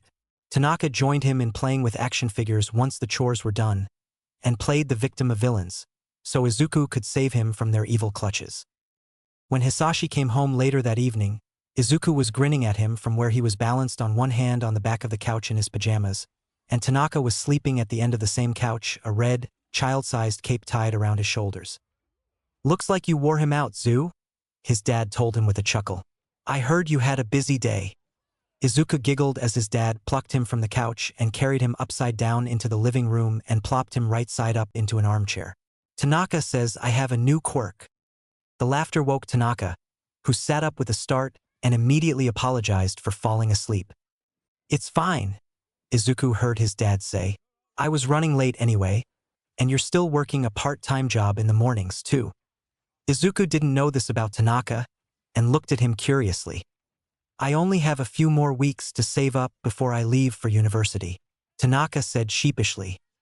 You're leaving? Izuku asked in surprise. Not right away, Tanaka promised, but I get to go to university in the United States. I got a scholarship and everything. The United States? All Might went there, Izuku said knowledgeably. What's a soccer ship? A scholarship, his dad corrected. It's when someone pays for part of your school fees to make it easier for you to go. Oh. He didn't really understand a lot of the explanation, but he knew that Tanaka had to go away to school soon. I'm going to miss you, Izuku said sadly. I'm going to miss you too. We'll have to have a lot of fun memories before I go, Tanaka promised. Izuku thought that he would be taken straight to Dr. Tsubasa after he got his newest quirk, but he assured his dad that unless it seemed to be causing a problem, there was really nothing to be done. A week later, Izuku got to talk with a nice counselor who had a quirk like his. He was friendly and asked him questions about how he felt about his newest quirk. Did his body feel healthy? Did he get tired easily? Headaches? Nosebleeds? Did his arms or legs hurt? Izuku told him all about all of the cool things he could do now. He told him all about how he felt fine and liked to play superheroes with his babysitter, and how sad he was that Tanaka-san was going to have to go away to the United States soon. Who will look after you once Tanaka-san leaves? The nice man asked, sounding concerned. I don't know. My dad's assistant picks some people for my dad to choose from. Then he asks me. Izuku says, remembering what happened when Tanaka came. Very interesting, the man told him, patting him on the shoulder. I'm sure they'll find just the right person to look after you when it's time. I guess, Izuku said with a shrug, a little shiver skating up his spine. He still wasn't comfortable with the idea of losing Tanaka. 15 minutes later, Izuku was out on the playground, with no memory of the nice man who had been there only a short time ago. In fact, no one at the school remembered him at all.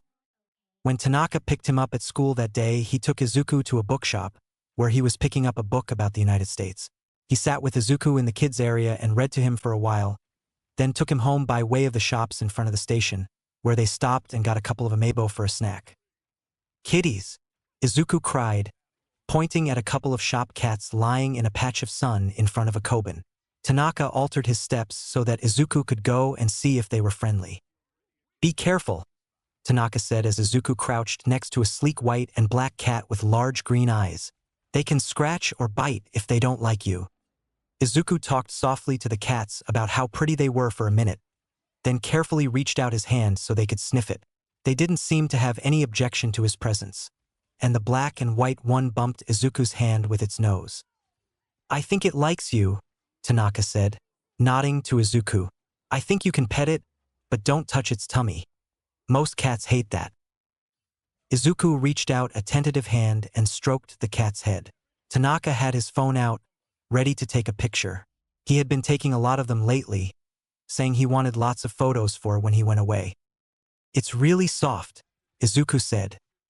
He stroked it a couple of more times before Tanaka noticed something was off. I don't think, oh boy. Izuku pulled his hand away, and Tanaka let out a sound somewhere between a snort and a wheeze. The cat looked different now, and Izuku sat back on his heels while Tanaka laughed almost hysterically, but silently. Izuku wasn't really sure why, but the laughter was contagious and soon he was laughing too. The cat blinked at them, but was otherwise indifferent to the patch of fur on its head that had grown about 5 or 6 centimeters in the past few moments. Tanaka finally calmed down and wiped a tear from his very red cheek before he crouched down beside Izuku and put a hand on his back. Give it another pet and see what happens. See if it'll let you scratch under its chin. Cats love that. Izuku nodded and stroked the cat's head a couple more times, then moved his hand under its chin and tickled. The cat approved of this and began to purr, tilting its head this way and that to coax Izuku to reach the spots it wanted. Tanaka was trying to hold his laughter back while he held his phone steady, taking a video as the cat grew a white beard to match the flowing black locks now sweeping from the top of its head. Okay, Izuku, that's enough, Tanaka finally said, pocketing his phone. We'd better get you home. Better not touch anything on the way. Okay? Izuku wasn't sure what was going on, but the cat did look pretty silly now. He grinned and followed along as Tanaka led the way home. When they got there, Tanaka had Izuku wash his hands since he'd touched an unfamiliar animal, then bravely asked Izuku to pat the top of his head. Izuku did so, stroking the spiky black hair as he had the cat's fur, but nothing happened. Izuku tried his own head at Tanaka's urging, but it stayed the same too. Maybe it only works on cats. Tanaka mused as he gave Izuku the amebo and some fruit milk before getting started on the chores. Heard you got another quirk, Izuku's dad said the next morning. Izuku had fallen asleep before his father had gotten home, and hadn't gotten a chance to see him before now. I guess, he said with a shrug, I made a cat grow a beard. Yes, I saw, his dad said with some amusement. Tanaka-kun sent me a video and pictures. It didn't hurt the cat, Izuku assured him. It liked being petted. We might have to do a little testing with this quirk, kiddo. We need to know what kinds of animals you can and can't be touching without permission, his dad told him, not sounding too upset. But I'm more concerned that you've had 2 new quirks show up when you haven't been anywhere but school. I'm gonna have to check the area and see if there's a nursing or care home around there that I don't know about. You may have to go somewhere else. I like my school, Izuku said with a pout. Mei-chan and Takashi-kun are my friends. I know, Zu, but it's more important that you be safe. I won't make a decision right now, but I won't make any promises either. Izuku pouted about this, but there wasn't much he could do about it, otherwise. Izuku could hear his dad talking to Dr. Tsubasa on the phone later that day, answering questions about Izuku's new quirk, confirming that Izuku's health seemed totally fine. Izuku was relieved that he didn't have to go to another appointment when the call was over. Instead, his dad took him to a shopping mall in the city. The store they went to had all kinds of animals in tanks, cages, and pens, all for sale. People milled around in front the windows, cooing over kittens and puppies and other animals. Izuku held his dad's hand and was careful not to touch anything as they approached the counter. Hello, I'm Midoriya Hisashi, his dad told the person at the counter. I called earlier and spoke to the manager? A few minutes later, Izuku was kneeling on the floor of a tiny room that was meant for people to use to meet animals they might like to buy. The manager of the store brought in 3 cages and set them on the floor in front of Izuku. You're sure this won't hurt the animals? The man asked, looking at Izuku's dad. He's only done it once, but the cat involved seemed to enjoy it, his dad answered. I'll take full responsibility. The man nodded and opened one of the cages and removed a small white mouse. He held it carefully in his hand and extended it toward the waiting boy. You'd better let me hold it. Mice can be squirmy, the shopkeeper advised. Just use a finger on the top of his head to pet him. Izuku smiled at the way the mouse's whiskers twitched and gently tickled the top of its head with his index finger. When he pulled his finger away, the mouse sported a tuft of hair that made it look like it was wearing a hat made of dandelion fluff. That's adorable, the manager said with a chuckle. All done with this one? At Izuku's nod, the man put the mouse back and opened the next cage, which held a guinea pig. The little rodent made a repetitive squealing noise that concerned Izuku, but the manager assured him that guinea pigs were just noisy like that, and it wasn't in pain. He let Izuku hold it in his lap, and Izuku giggled and it tried to shove its way under his shirt. He stroked its wavy fur while he laughed at the tickle of little paws crawling on him. When the manager picked the animal up from his lap, they could all see that the guinea pig looked like it was ready to model for a pet shampoo ad. Its fur had been about 3 centimeters long before, but now hung in thick waves to cascade a few centimeters over the man's hands as he put it back in its cage. This is one of the best things I've ever seen, the man said, sounding sincere. Let's try something that isn't a mammal. The third cage held a small blue and green parakeet. It hopped onto the man's outstretched finger, and he moved it over in front of Izuku. Try petting it on its back between its wings, he suggested. Izuku looked to his dad, who nodded that it was okay. Izuku carefully did as instructed, but the only thing that happened was that the bird nibbled at his arm. No feathers grew or fell out or anything else. Interesting, the manager said. Let me take these back out, and I'll be back with some more. An hour later, Izuku left the store knowing that his new quirk only worked on mammals, as far as they could tell, though not humans. The chances of him ever getting near enough to touch a monkey or a bear or tiger or anything of that nature was very small, so they might never know if this quirk worked on them. Izuku also learned that his father was not keen on him having a snake or a tarantula for a pet anytime soon. Izuku was happy to spend some time with his father, who had the day off for a change. After the pet store, they strolled around the mall, and Izuku was allowed to have a bubble milk tea as they walked. It was a good day. Chapter 5. 2 weeks before Tanaka was due to leave for the United States, Izuku's dad brought home a young woman to meet him.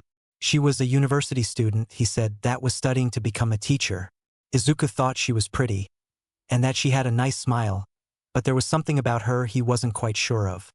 He hid behind his father's legs when they were introduced, and didn't want to talk to her. Izuku's dad, to his credit, did not try to force the encounter. He apologized to the young woman, but explained that he needed someone in the position that Izuku felt extremely comfortable with, and that he was sorry he had wasted her time. The young woman had stared at Izuku for a few moments longer than seemed polite before she simply turned around and left without another word. 2 other candidates were also rejected by Izuku, and his dad finally asked him if he was just turning them down because he didn't want Tanaka to leave. "I don't want him to leave, but I know he's gonna," Izuku said solemnly. "But those other people felt bad. I didn't like them. They looked nice, but they weren't." His dad had lifted an eyebrow at him, but simply ruffled his hair and said, "Okay." The week before Tanaka had to leave, Izuku's dad brought home one more candidate. She was different from the others, and Izuku liked her at once. She was short and plump, with gray strands in very dark purple hair cut short to frame her face. Everything about her seemed to be what Izuku imagined a grandmother would be like. He came out from behind his father's legs and offered her a shy smile. "Pleased to meet you," he said politely. "I'm Midoriya Izuku." She smiled at him with slightly crooked teeth, and her eyes crinkled in the corners. He liked her immediately. "Do you like All Might?" he asked her, giving her the ultimate test of suitability. "Oh my, yes," she said. "He's so big and handsome." She gave him a wink and Izuku's dad chuckled. "I like her," Izuku decided, looking up at his dad. That was how Granny Ito came to be in charge of taking care of Izuku and Hisashi when Tanaka left to continue his education abroad. Izuku missed Tanaka, but Granny Ito was really nice to have around. She picked him up from school each day. Dad's search for care homes nearby had turned up nothing, and walked with him, listening intently to his chatter. She baked special treats, her meals were really yummy, and she had a quirk that let her grow really nice houseplants. She read to him a lot and helped him learn how to. As far as he was concerned, she could stay forever. A week after Granny Ito began working for the Midoriyas, she told Izuku that they were going to go on a field trip. She picked him up from school and they took a train. He kneeled on the bench seat and watched as the scenery flew by, and he kept up a stream of chatter about everything he saw. He recognized 1 or 2 hero agencies by their signs and exclaimed excitedly. She smiled at him, but seemed nervous and uncomfortable. "What's wrong, Granny Ito? If you don't want to take me anywhere, you don't have to," Izuku told her, noticing she was twisting her hands in her lap. No, she said with a strained smile. "Don't worry, Izuku. Everything is going to be fine. We're going to see something you'll really like." Izuku tried to coax their destination out of her, making guesses like the zoo or a candy store, but she simply smiled. "You'll see." They got off the train about 40 minutes after they got on, and walked through an area with some tall buildings. When they got to where Granny Ito wanted to go, Izuku looked at the building with a sense of disappointment. The building was utterly plain, with no real distinguishing features. She rang a doorbell, and there was a buzzer before the door clicked, and she pulled it open, ushering a hesitant Izuku into the dim interior. "Who's that?" a voice demanded. Izuku looked over to where the voice had come from, a scrawny boy with white, messy hair, torn jeans, and a wrinkly t-shirt. He didn't look very old, maybe just shy of going to middle school, but was pale and sickly looking. He also didn't look happy to see them. "Tamura," a man's voice said from the doorway that the boy was standing in. "You haven't finished the assignment I gave you." "Yes, sensei," the boy said in a surly tone. He glared at Granny Ito and Izuku for a moment longer before turning on his heel and slouching out of sight. A moment later, a tall man appeared who looked vaguely familiar to Izuku, but he couldn't think why. "Please forgive my student," the man said cordially. "He doesn't deal well with strangers." Izuku wasn't sure what was going on, and held Granny Ito's hand in his own, even though he was getting to be a little old for such things. Ito-san, thank you for bringing Midoriya-kun to visit me. You can go and wait in the lounge if you would. Our little meeting shouldn't take too long, and then the two of you can be on your way. Granny Ito gently released Izuku's hand and shooed him toward the man. Go on, dear. Everything will be just fine. Izuku's reluctance melted away at her words, and he walked over to where the man was waiting. Follow me. There's someone I want you to meet with, the man told him, leading him down a hallway. Izuku glanced into the room that the boy had been in, and saw he was bent over a large desk, writing something. The other boy must have sensed that he was being watched, because he looked up from his work and stared at Izuku until Izuku moved past, following the man. Who are you? Izuku finally asked the man, as he opened a door and led him into a room that looked like a doctor's office exam room. My name is Shigaraki, he answered, patting the exam table for Izuku to climb onto. I brought you here so Dr. Tsubasa can run a few tests on you. You remember him, don't you? Uh-huh, Izuku said, kicking his legs as they dangled off the edge of the table. Why didn't we go see him at the hospital like last time? It's dangerous for you to go to a hospital because of your quirk, isn't it? Shigaraki-san said. That made sense. Dr. Tsubasa came into the room just a moment later, wearing a lab coat and carrying a small metal tray, a tray that Izuku recognized. You're going to poke me with a needle, Izuku said accusingly. You won't even feel it, Shigaraki-san told him. I'll hold your hand the whole time. Izuku put his hand into Shigaraki's, and then the next thing he knew, he blinked and it was over. He wasn't sitting anymore, but laying on the exam table, and sat up in confusion. All done. Let's get you back to Ito-san, Shigaraki said, lifting him off the table and setting him on his feet. Did he poke me with a needle? Yes, he needed a little more of your blood to run some tests and do some research. Your quirk is very, very interesting to me and to him. Your blood might be able to help us figure out what makes you so special. He led Izuku back to the front door area. The boy he called Tamura earlier was no longer in the room off the hall. Granny Ito heard them coming and stood to meet them. She was twisting her fingers and looked anxious. How are you? Are you okay, Izuku? She asks worriedly, looking the boy over with a critical eye. Izuku nodded easily and took her hand. You said it wouldn't take very long, she said to Shigaraki-san. It's been an hour. We needed to be thorough, he said. He won't remember any of this in 5 minutes' time, so be sure to take him away and spend some time somewhere interesting before taking him home. We wouldn't want to have the missing time damage his psyche, would we? Izuku had no idea what they were talking about. Still, she said with a sniff. The trust quirk I gave you will smooth things over. They will suspect nothing. Keep doing as I say, and your family and their restaurant will be fine. I thought your quirk was a green thumb, Izuku said, commenting on the only thing he even sort of followed. It is, she told him, tugging him toward the door. The one I was born with, anyway. She guided him out into the afternoon sunshine and helped him fasten the zipper on his jacket. They walked down the street to a busier road and turned toward a different station than the one they had arrived at. Now that we've got that out of the way, I can show you what we came all the way out here to see, Granny Ito told him. Izuku was puzzled for a moment about what he meant by got that out of the way, but decided she must mean the long train ride to get here. He didn't question how they had gotten so far from the station, or why they were headed back in that direction. Granny Ito was nice and always took really good care of him. As they neared the station, Granny Ito pointed upward, and Izuku looked to see what she was showing him. There, right in front of a big store, was a humongous All Might statue. The fiberglass figure was almost as tall as the roof of the building it was standing in front of. Izuku gasped and tugged at Granny's hand, trying to get her to walk faster, so that he could see it up close.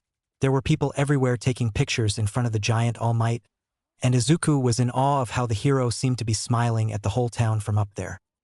This is so cool, Izuku said enthusiastically. That's not all, Granny told him with a smile, enjoying his reaction. She turned him gently by the shoulders to see the store behind the statue was full of hero merchandise. Izuku's eyes turned to saucers as he stared. Can we go in? Can we? Of course we can, she laughed. I told your father I was bringing you to see this, and he gave me some money so you could pick out something small as a souvenir. Izuku was practically vibrating with joy about this, but waited patiently and held Granny's hand when she told him to.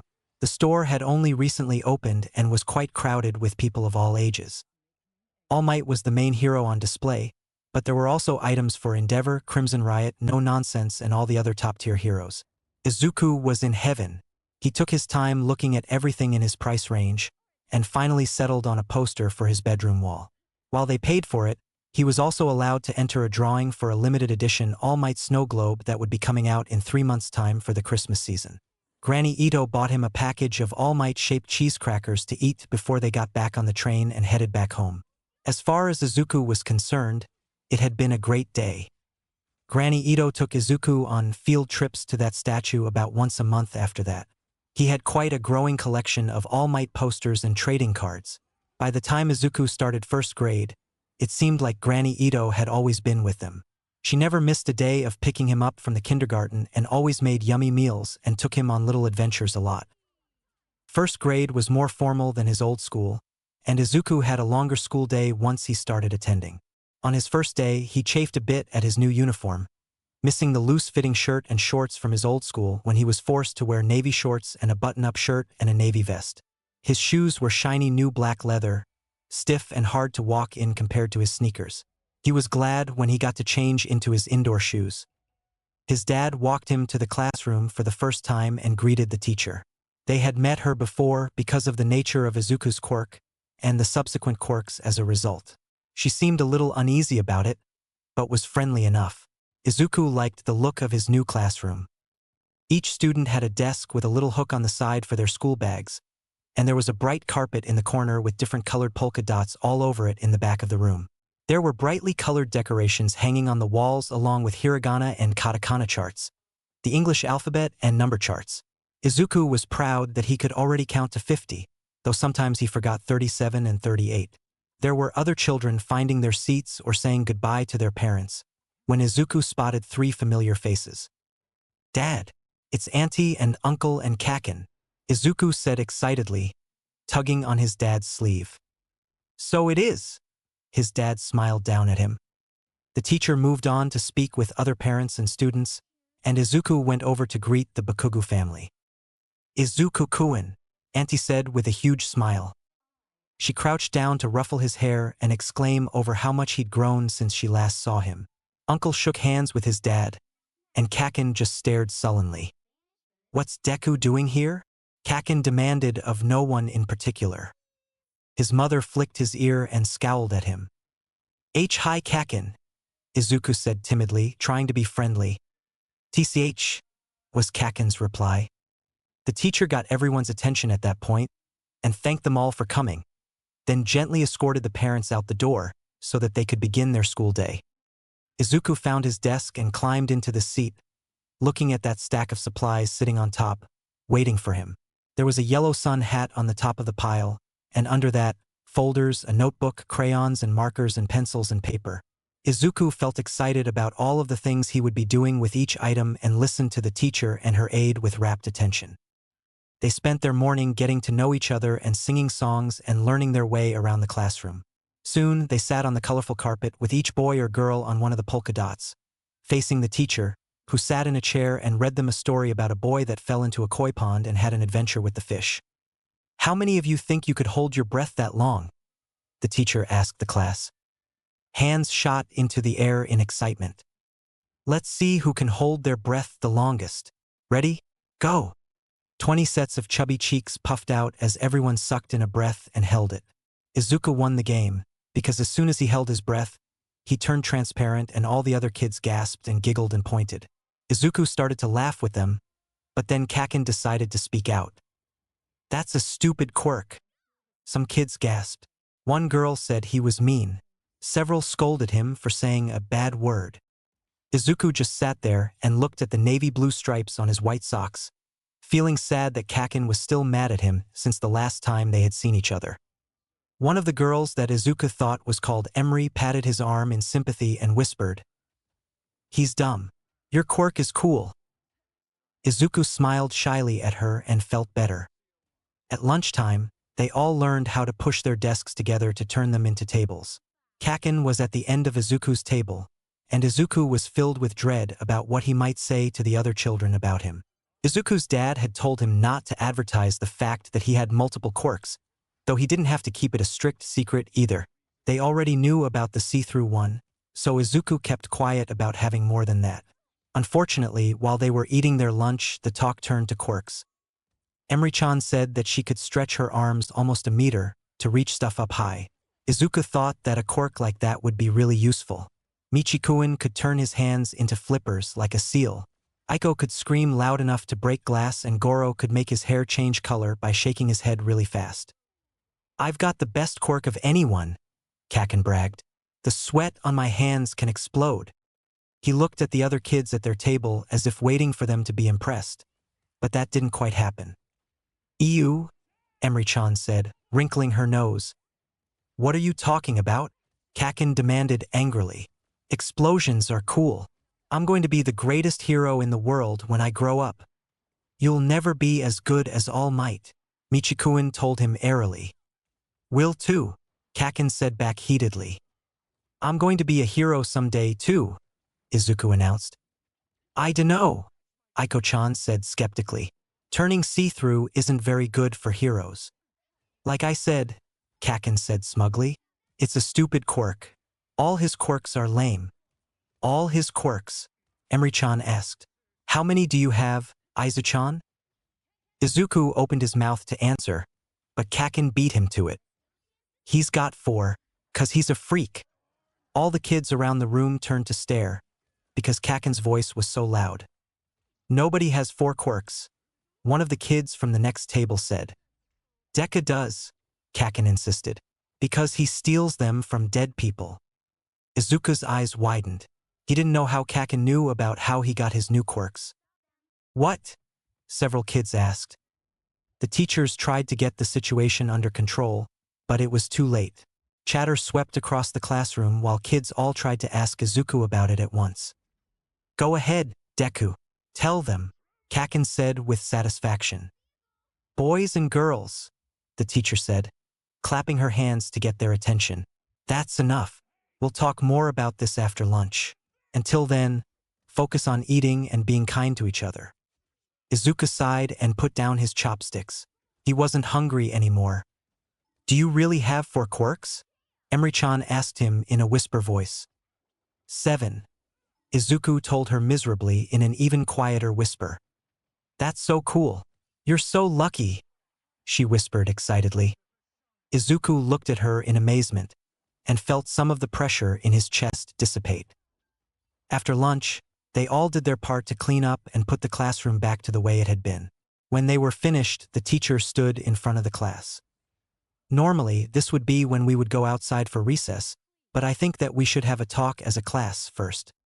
Everyone sat back on the polka dot carpet, and the teacher called Izuku up to stand in front of everyone.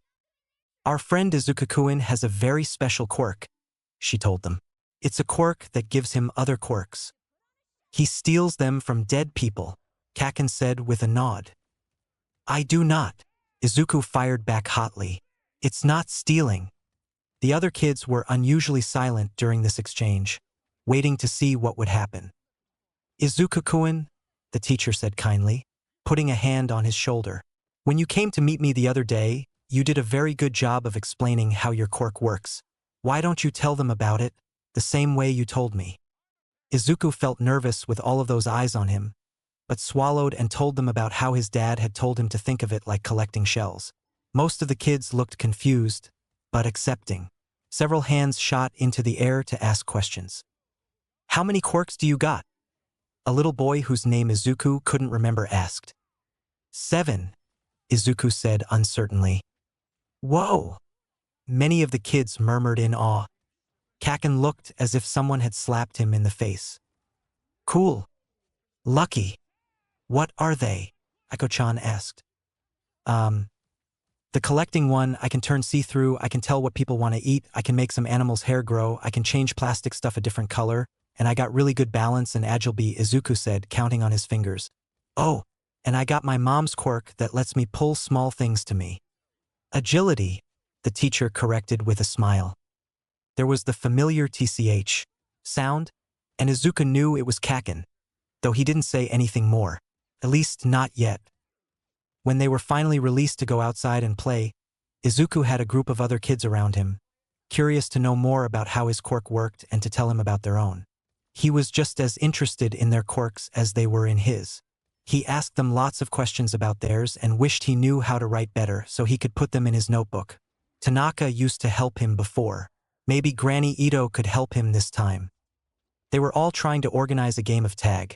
When Kaken made an appearance, the teacher had asked him to stay inside for a minute more for a talk, and started trying to cause trouble. You'd better watch out, or Deku will steal your quirk next, he told them with a leer. Who's Deku? One of them asked.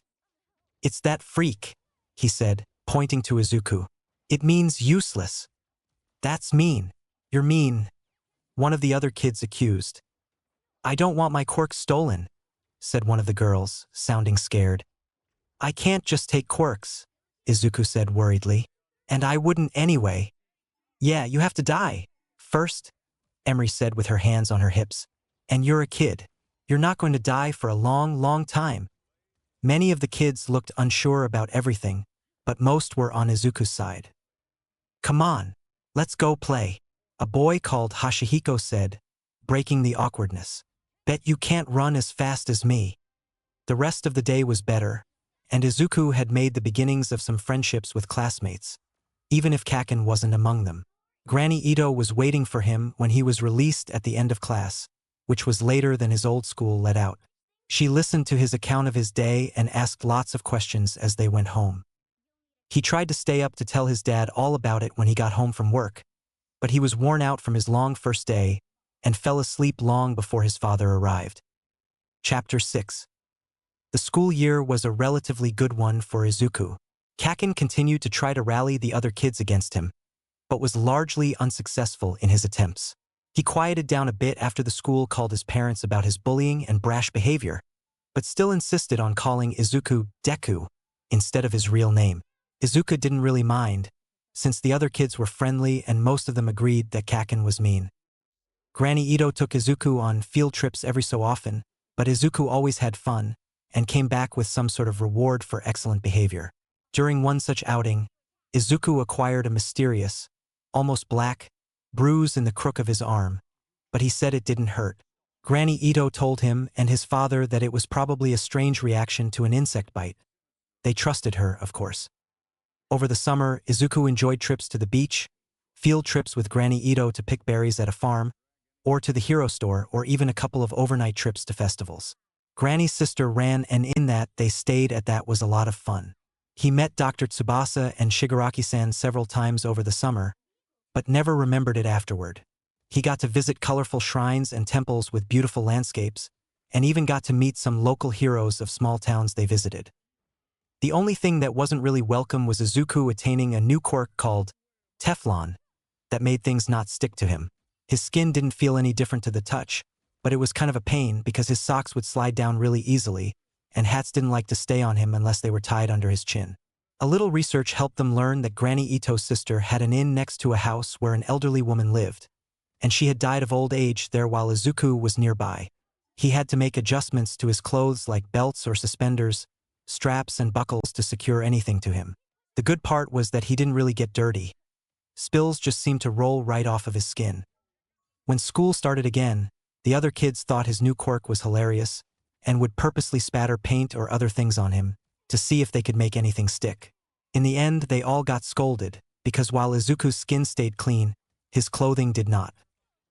I don't understand how you can have 7 quirks and all of them end up being lame, Kaken had teased him one day when no one else was around. You really are a Deku. Izuku refused to get upset. He was sure that Kaken was just jealous. He felt bad that Kaken had such a wonderful quirk, but still got mad that Izuku had a handful of mediocre ones. Sorry, Kaken, he told his former friend. I don't get to choose, you know? For some reason, that only made Kakin angrier, and Izuku left him alone as much as possible. As the school year progressed and winter was in full swing, Kakin began to make almost everything into a competition, especially with Izuku. In PE, he bragged about being the fastest runner and the highest or farthest jumper. He was good at sports, but some of the other kids were better at some things. Izuku was never quite able to beat him most of the time, but didn't lag behind by much, either. That didn't stop Kakin from calling him Deku and lame and other mean things. Some of the kids that hung out with Kakin did the same, but Izuku didn't care about them. On the day that Izuku scored a goal in soccer while Kakin was playing goalie, they got into an actual physical fight. Kakin got so mad that Izuku bested him, that he used his quirk on the ball. It rocketed toward Izuku, hitting him in the face with a loud thonk.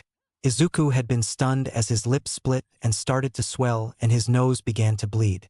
Kakin had laughed at that, until Izuku threw the ball back at him and hit him in the chest with it.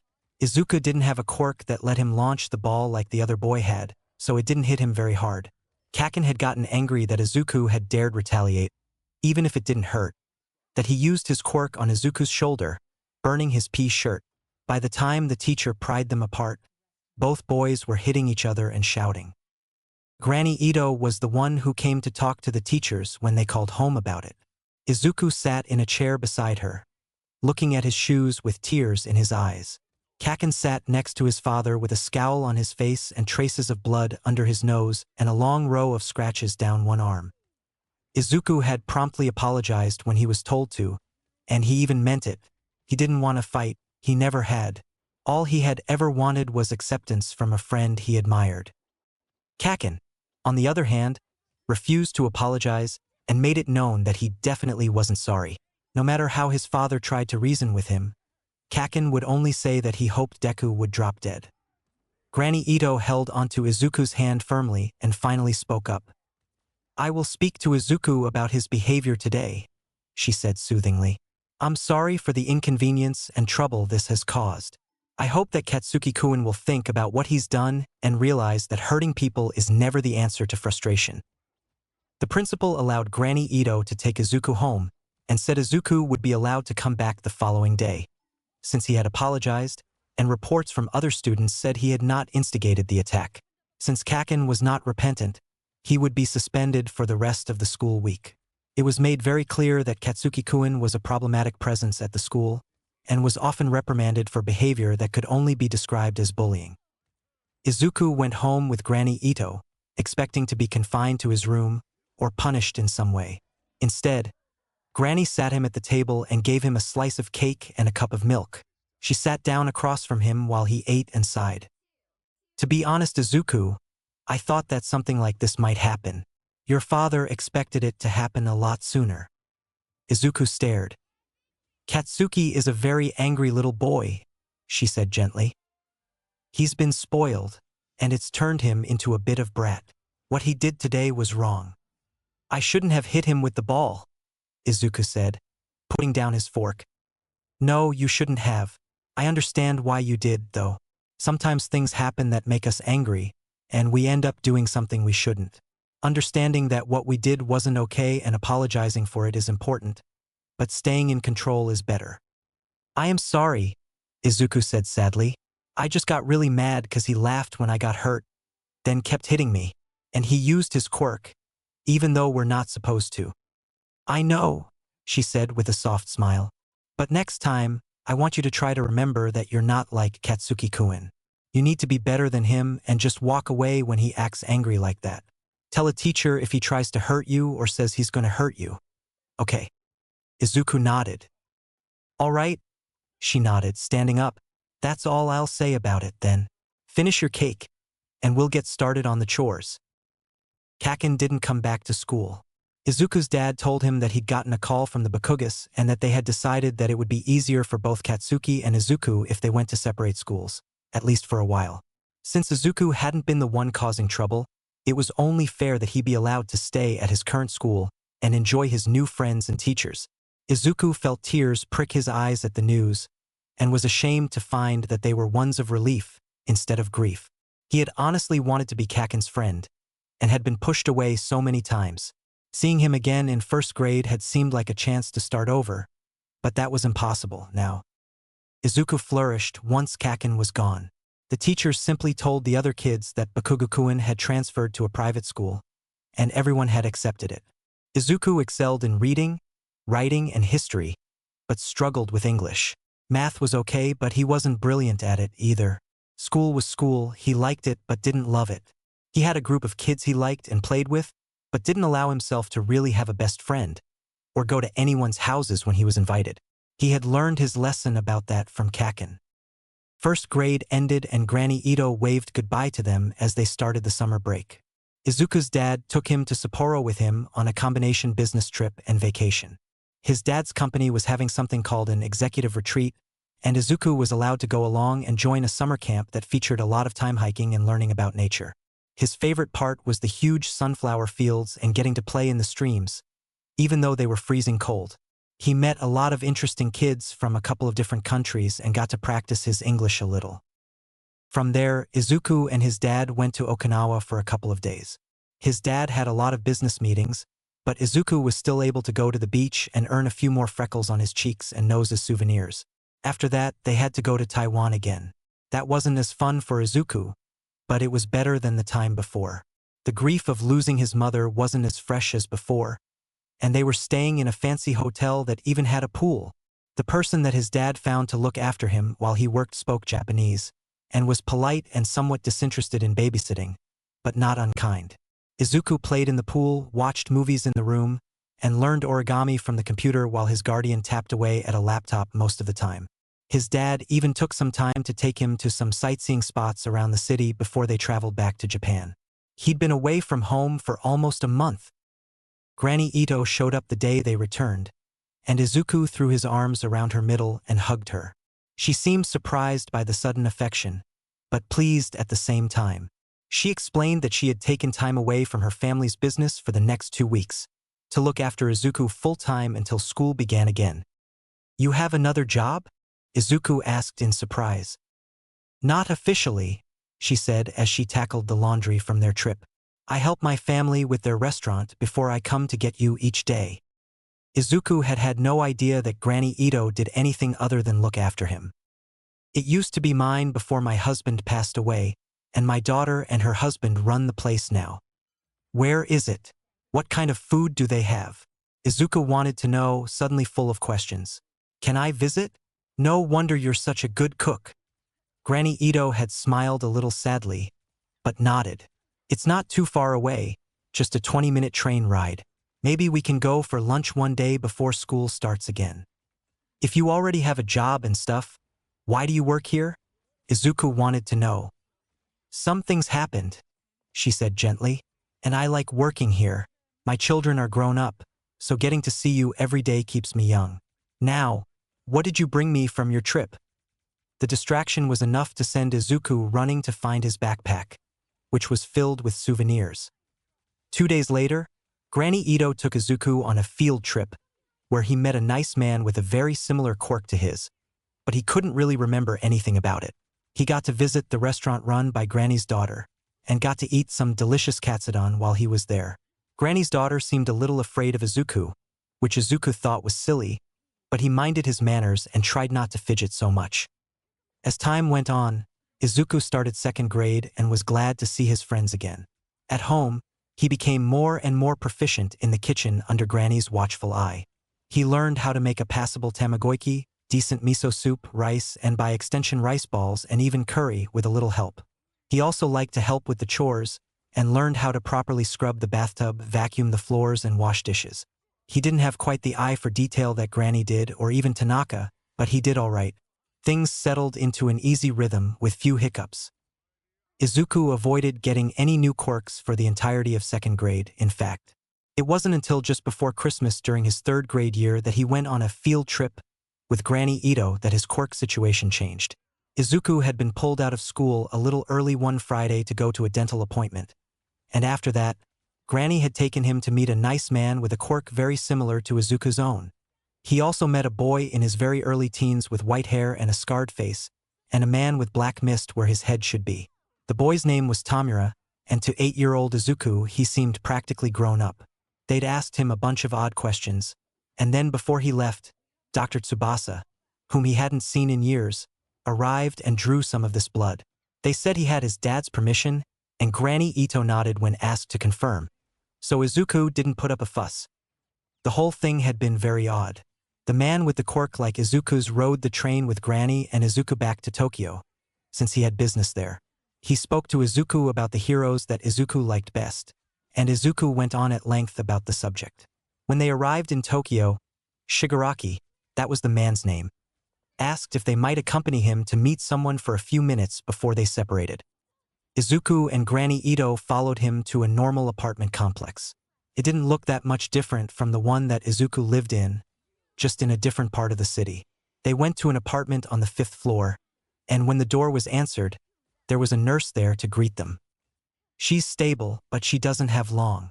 Another couple of days at most, the nurse told Shigaraki, before moving to disappear into another room. Shigaraki ushered them into a room where a hospital bed was set up, and a woman about the age he remembered his own mother being when she died was sitting up, with her face turned toward the window. She was painfully thin, and her skin was grayish and waxy looking. There were straps secured across her legs and hips, over the blanket. There were no flowers or room decor, just bare walls and floor and plain white blinds hanging above the windows. It smelled stale and a bit dusty in the room. "I'm not supposed to be near sick people," Izuku said, his steps faltering. "It's all right," Shigaraki told him. "I already spoke to your father, and he said it was perfectly fine. There's no danger here." Granny Ito took Izuku's hand, something she hadn't done in a long time, now that he was getting older. Izuku gripped hers, feeling uneasy. "This is Mariko," Shigaraki said. "She was one of Dr. Tsubasa's experimental patients." Izuku didn't know what that meant, but Granny squeezed his hand even tighter as they looked at the woman. Mariko didn't move or acknowledge their presence. She seemed like a living doll except for being so sickly. She simply wasn't a suitable candidate for our project, and her body rejected the treatments. "We weren't going to keep her, but I thought she might be suitable for one more test," Shigaraki explained as if Izuku was supposed to know what he was talking about. Shigaraki was studying Izuku intently, as if expecting something, but Izuku didn't know what. However, within moments, Mariko closed her eyes and seemed to relax back into the pillow under her head, and there was a long, tinny-sounding whine coming from a small machine on the table beside the bed. Izuku felt a shiver crawl up his spine, and his skin erupted in goosebumps. The nurse who had answered the door came into the room and shut off the machine. Then she looked at Shigaraki, who smiled and nodded. The woman turned and left the room again. "Looks like Mariko isn't up for company right now," Shigaraki said. "But I think the test had very interesting results." "What was the test?" Izuku asked quietly, not wanting to wake the woman in the bed. Shigaraki motioned for them to leave the room, and he shut the door as all three of them filed out into the living room. This room was devoid of furniture or decor altogether. "The test was for you, Izuku. The rest isn't important, but I will say that I'm quite pleased." Izuku was beyond confused, and Granny Ito looked upset. "Am I understanding what just happened?" "The nurse said 1 or 2 days, not minutes," Granny asked Shigaraki. "Correct," Shigaraki affirmed. "Not only does he inherit quirks left behind, he can hasten the host's passing, if they are close enough to the end." Izuku hoped he was wrong about what Shigaraki-san was saying. It seemed like Granny and Shigaraki were using a roundabout way of talking so that Izuku wouldn't really know what they were saying. But he wasn't stupid. Did that lady in there just die?" he croaked, pointing at the bedroom door. "Yes," Shigaraki said, sounding unconcerned. "She died quite quickly and peacefully, didn't she?" Izuku could feel his heart starting to race, and his breath was coming short as his stomach twisted in his gut. Granny Ito was rubbing circles on his back and telling him to take deep breaths. "Is it my fault?" Izuku demanded, on the verge of tears. "No," Granny told him forcefully. "Not even a little. She was very sick, and there was nothing that could be done for her." Izuku felt her words soothe him. Granny was the most trustworthy person he knew. She wouldn't lie to him. It was sad that the lady had died, though. "Don't worry, Izuku," Shigaraki told him, sounding pleased. This is something I have suspected for a while now. You've given me much to consider, and so I've given you something, too. A new quirk from the recently departed. I want to see how your body handles something a little more powerful. It's one I think you'll eventually enjoy. You'll have to discover what it is on your own. I'm afraid you're going to forget any of this ever happened in just a few minutes. Granny looked angry but didn't say anything. Shigaraki-san spoke, seemingly to the ceiling. Kurojairi, kindly transport Izuku and Ito-san to the train station. A black void opened up in the air beside them, and both Granny and Izuku gasped. No need to worry, Shigaraki told them both. You're both far too valuable to me at the moment to let any harm befall you. He firmly guided them into the void, and they were shocked to see the train station directly in front of them when they passed through the darkness. The void disappeared as their feet touched the pavement, and Izuku began to cry. He didn't understand any of this, and that Shigaraki man scared him. Let's get on the train, Granny told him. Everything will be all right. She guided him through the station and they got on the train. Izuku used the handkerchief Granny pressed into his hand to wipe his eyes and blow his nose. She patted his arm, and they rode in silence for a few minutes until Izuku nodded off for a moment, then woke with a start. Oh, sorry. I didn't think I was tired, but I just fell right asleep, he said to Granny, who was looking relieved. Are we almost there yet? I want to see if a store has the pen I want to buy for my dad for Christmas. It's the next stop, she told him, sounding shaky. They got off the train in a busy shopping district and headed toward a store that Izuku was interested in. He had made a little extra money from one of his neighbors, who had taken her dog to a groomer, then hated its new look. She had paid Izuku quite a bit just to pet her dog and make its hair grow back. Now with that, plus his other savings, he could afford to buy his dad a nice Christmas gift and get something for Granny Ito if he could find a way to get her something without her being there to spoil it. Izuku found the pen he'd wanted for his dad, the kind that wrote upside down or even underwater. While Granny Ito was busy looking at kimono obi for her daughter, Izuku managed to purchase a nice rail pass holder for her and hide it in the bag with his dad's pen. When they were mostly finished with their shopping, Izuku begged to go to a store that featured hero merchandise, and Granny Ito indulged him, as usual. There was a hoodie that he wanted to check the price on, but it was too high up on the wall for him to reach. Granny Ito wasn't much taller than him by this time, and she couldn't reach it either. Then, just when Izuku was up on his tiptoes trying to stretch for it, he felt his feet lift off the ground. Was all he could think to say as he rose toward the ceiling. Izuku! Granny Ito cried out, trying to grab him by the ankles. Luckily, Izuku had the presence of mind to grab a hold of one of the clothing racks jutting from the wall. Wah! Izuku said, looking down at the people looking up at him. Did someone use their quirk on me? Everyone shook their heads as he made eye contact with a couple of them inquiringly. I think you must have picked up something new, Granny Ito told him quietly. Izuku thought she must be right. The biggest problem with that is that he didn't know how to get down. With his other quirks, it was pretty much easy to manage. How was he supposed to manage this? Ma'am, your grandson can't use his quirk in here like that, an employee told Granny Ito, looking up at Izuku with mild annoyance.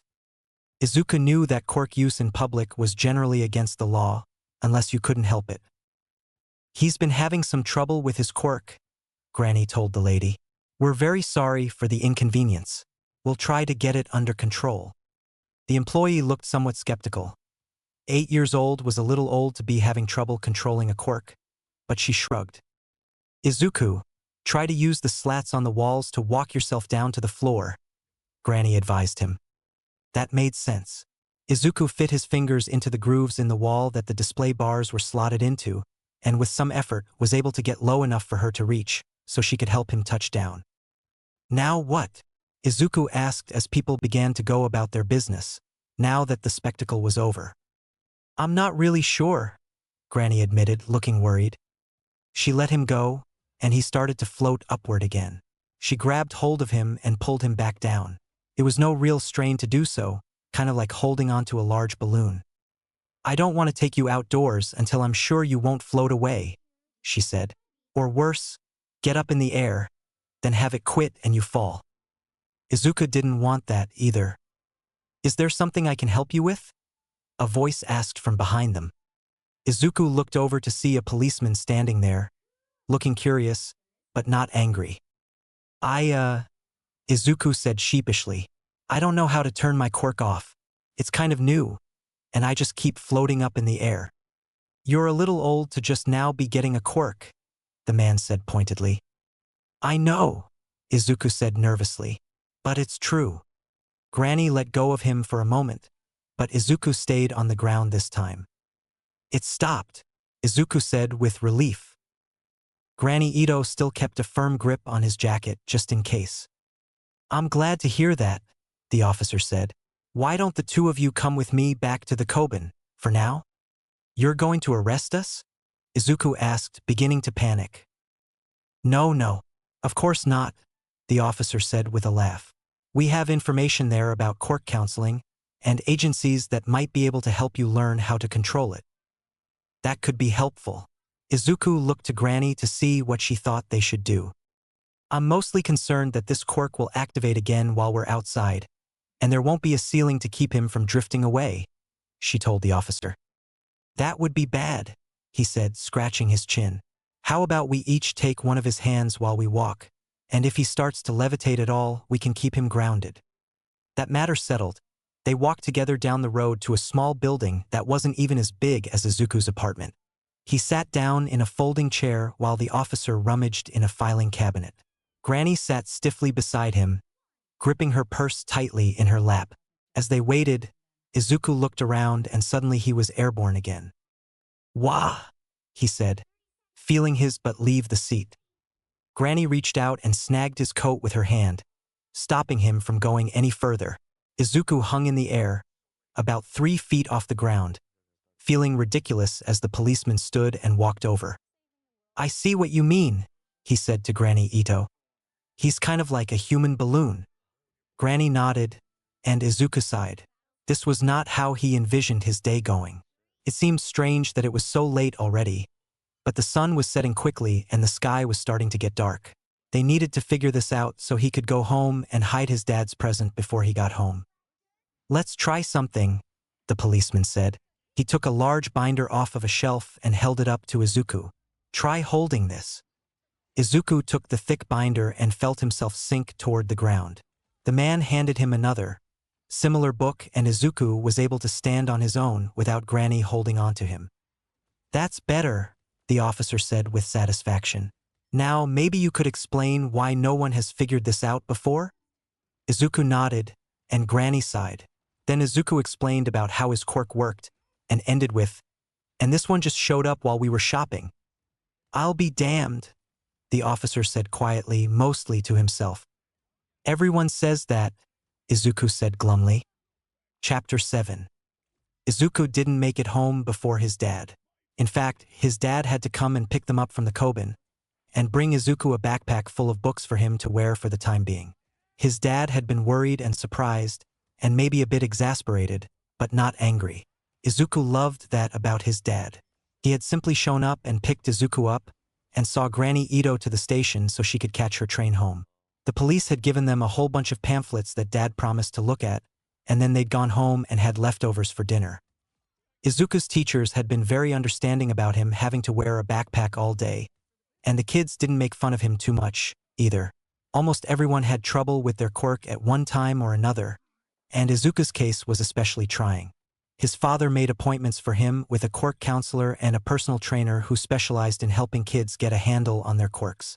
Izuku was pretty much the trainer's oldest new client, but he really enjoyed the sessions. Within weeks, he was able to adequately control his levitation quirk, and his balancing quirk helped to keep him safe as well. Soon he was performing simple tricks like levitating to the top of a pole and balancing there like a seasoned acrobat, doing trick moves for fun. His trainer suggested that he be signed up for gymnastics to hone his skill and give him better control should his levitation quirk fail him and he needed to rely on his balance to land well. His father agreed, and Izuku was enrolled in a class after school most days. The counselor was concerned over the mental strain of having to adapt to suddenly appearing quirks, and did her best to supply him with tools to deal with stress and make sure he knew the legality and ethical choices that each of his quirks entailed. Izuku liked the counselor well enough, but was a remarkably well-adjusted boy for someone who had been through so much in his short life. He remained cheerful and optimistic, and continued to focus on his hero worship and the desire to become a hero himself one day. He continued to keep notebooks on various heroes he saw on television or learned about in school or from friends. He also kept one on himself and the possible applications of each of his quirks as it applied to everyday life and possible hero work in the future. Aside from the levitation quirk, he made it all the way to 4th grade without acquiring any new quirks, which was a relief to everyone. At the end of 3rd grade, he even met a man who had a quirk similar to his own that allowed him to collect quirks, though Izuku didn't really remember much about their meeting. Granny Ito was a reliable constant in his life. Though most days Izuku was busy from sunup to sunset with school, gymnastics, and homework, she spent most of her time cleaning and doing housework and preparing meals for Izuku and his dad that didn't get eaten until they got home and heated them up. He only really saw her for a short time each day between getting home and his father showing up after work. Then one day just before the end of 4th grade, something changed. Granny Ito was becoming more and more agitated, so much so that even Izuku's dad noticed it. It began after one of their field trips on a weekend to that hero store that Izuku adored, and got progressively worse over the course of the following week. Finally, Granny took a couple of days off from work, and Izuku was left to manage his own schedule. He did fine and even cooked meals, thanks to all of the lessons Granny had given him over the years, and was proud of himself, but he was worried. He'd never seen Granny like this. He certainly couldn't remember her ever asking for time off before. When Granny returned, she asked Izuku's dad if she could have a private meeting with him, and they disappeared into the kitchen. Izuku, being worried for Granny Ito, had snuck from his room and crawled through the house to listen in, hoping to find out what was bothering his beloved guardian. "I don't think I understand what you're telling me," Izuku heard his father say to Granny. Izuku was lying on his stomach on the carpet, his head just out of sight of the two seated at the kitchen table. I've been lying to you from the start," Granny said, her voice sounding shaky. "You see, there's a man that used to come to my family's restaurant, and he seemed very nice. Always polite and appreciative, always got takeout food. One day he came to us and he said that he wanted my daughter to take on a position as a housekeeper, looking after a little boy and his father. My daughter refused, saying that she intended to take over the family restaurant and didn't need another job." Izuku's dad was quiet for a moment. "He wanted your daughter to take the job looking after me and Izuku." "Yes," Granny said. "He said that he would give her a quirk to make you trust her, and if she didn't, he'd destroy us." "Wait, give her a quirk?" his dad asked. Izuku was more concerned with the destroy us part and had to stop himself from jumping up and demanding to know more. "That's his quirk," she said, sounding fearful. "He can steal quirks from anyone, and he can give them to others, if he wants. I stepped in and demanded to take her place, so she wouldn't be put in that situation or have to be away from her husband for so long." "Why did he want you to take the job here?" his dad asked, sounding very serious. "He's interested in Izuku's quirk," she said, beginning to weep a little, "because he's able to have multiple quirks without putting a strain on his body. That isn't supposed to be possible. 2 is usually the most a person can handle. He wants to know what's so special about Izuku so he can duplicate it in his student. I don't know how they're related, but there's a boy named Tamura, and he's got a perfectly awful quirk. He disintegrates anything or anyone he touches with all 5 fingers. It's terrifying." "So he wanted you to spy on Izuku for him?" "Yes," Granny admitted, "but that's not all. He's been making me take Izuku to meet with him since the beginning. All of the field trips we've gone on have been a distraction, so Izuku and you won't find out what's really been going on." Izuku stayed where he was, hidden out of sight, and tried to remember Granny ever taking him anywhere like that. He had brief flashes of being confused about falling asleep for so long on the train, but nothing about meeting anyone. "I don't know how he does it, but a few minutes after we leave from meeting him, Izuku completely forgets all about it. He's met him dozens of times and never remembers a thing." Granny sobbed, sniffing loudly, her voice painfully wobbly. I didn't want to take him, but he said he'd let Tamura do to my family what he did to our cat if I didn't follow his directions. What exactly happened at these meetings? His father asked, sounding grim. Mostly he just talked to him, and sometimes he took blood samples, but I wasn't allowed to see what he was up to most of the time, she said, hiccuping the words out with difficulty. Every time I objected, something would be a pile of ash or rubble or something dead and half dissolved when I got home that night as a warning. He took Izuku's blood? Izuku's father sounded angry, angrier than Izuku had ever heard him sound before. The smell of hot ash drifted to Izuku's nose, and he knew his father must be smoking at the mouth again from his quirk. Yes, Granny answered, barely audible. Then, one time, he took Izuku and I to an apartment, and there was a woman there, a very sick woman. Izuku listened in horror as she told her father about a woman who had died while Izuku and she watched. She described how Izuku had inherited her quirk right in front of their eyes without either of them noticing until it was done. She told him about Shigaraki's theory that not only was Izuku collecting the quirks of people that died in close proximity, but would hasten their death if they were sick or weak enough that the end was very near. Izuku had trouble believing it. He didn't remember anything like that. Granny wouldn't lie, but she had lied a lot. Where she was lying now, did she just say he'd killed someone? That couldn't be true. What made you decide to tell me about this now? Izuku's dad asked, sounding shaken. What's changed? Because he wants me to bring Izuku to him again, she said, stifling a sob. In 2 weeks. I don't think he'll let me bring him back this time. He said my services would no longer be needed. For a little while, the only sound was Granny Ito crying, and Izuku wasn't sure what to do. He could see the smoke his father was emitting now, and wondered if the smoke alarm would sound because of it. Izuku is like my own grandson, Granny finally said. I may not have protected him before, but I won't let him be taken. If that means I have to pay the price for what I've done, then that's what will happen. Izuku couldn't stand it anymore. He jumped to his feet and ran into the room. No, we can't let something bad happen to you, Izuku said, hands balled into fists at his side. No, we can't, his father agreed. He said nothing about Izuku's apparent spying and eavesdropping. These past 2 days, I've talked to my daughter and her husband, Granny said sadly.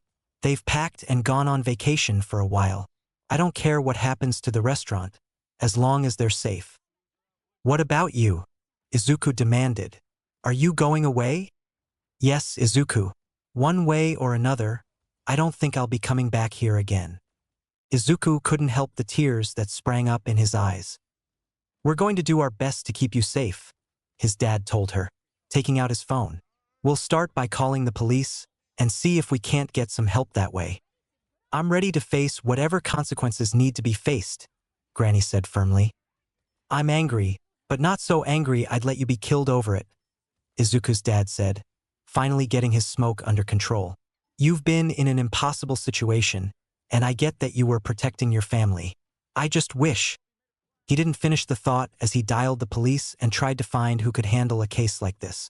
It took several phone calls, but within 2 hours, there was a detective with a lie-detecting quirk and a policeman in their living room, asking all kinds of questions.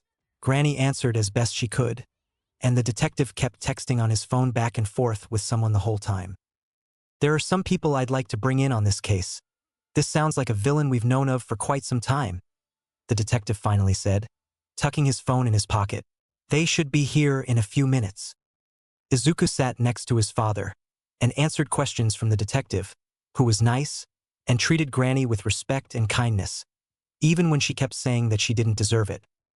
Izuku-kun, the detective said kindly, why don't you go out and wait for my friends to arrive?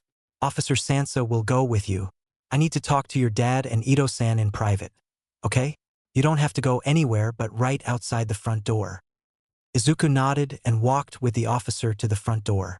He had a whole list of questions he wanted to ask the feline-headed man, starting with the bell around his neck. While he plied the officer with a million questions, he kept looking back at the apartment door, wondering what they were talking about. A little while later, Izuku heard heavy footsteps approaching on the stairs leading up to their apartment's floor. Izuku blinked as he saw golden hair spikes seeming to rise from the stairwell, followed by a man whose height alone gave him away. All Might. He wasn't wearing his hero gear, but his identity was unmistakable.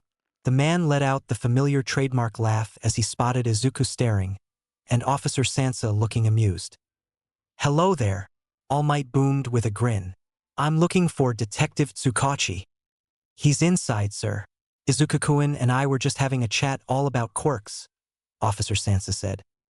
"Were you now?" All Might asked in a friendly, loud voice. Izuku managed to nod, even though he felt like he might pee his pants in excitement.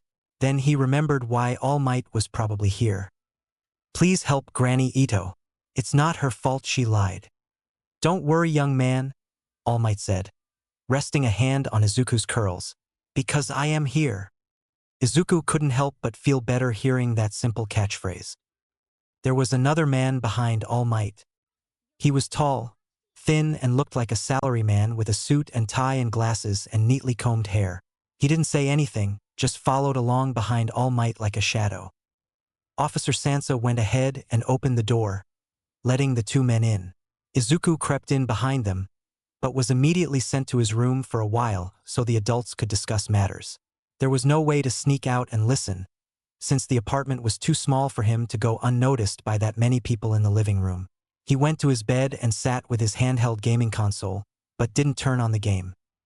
His room was full of All Might merchandise, carefully saved up for overtime and selected with painstaking care. Would All Might go and arrest that Shigaraki man and the kid? Could kids be arrested? Izuku sat contemplating what would happen if Granny Ito had to go away for a long time.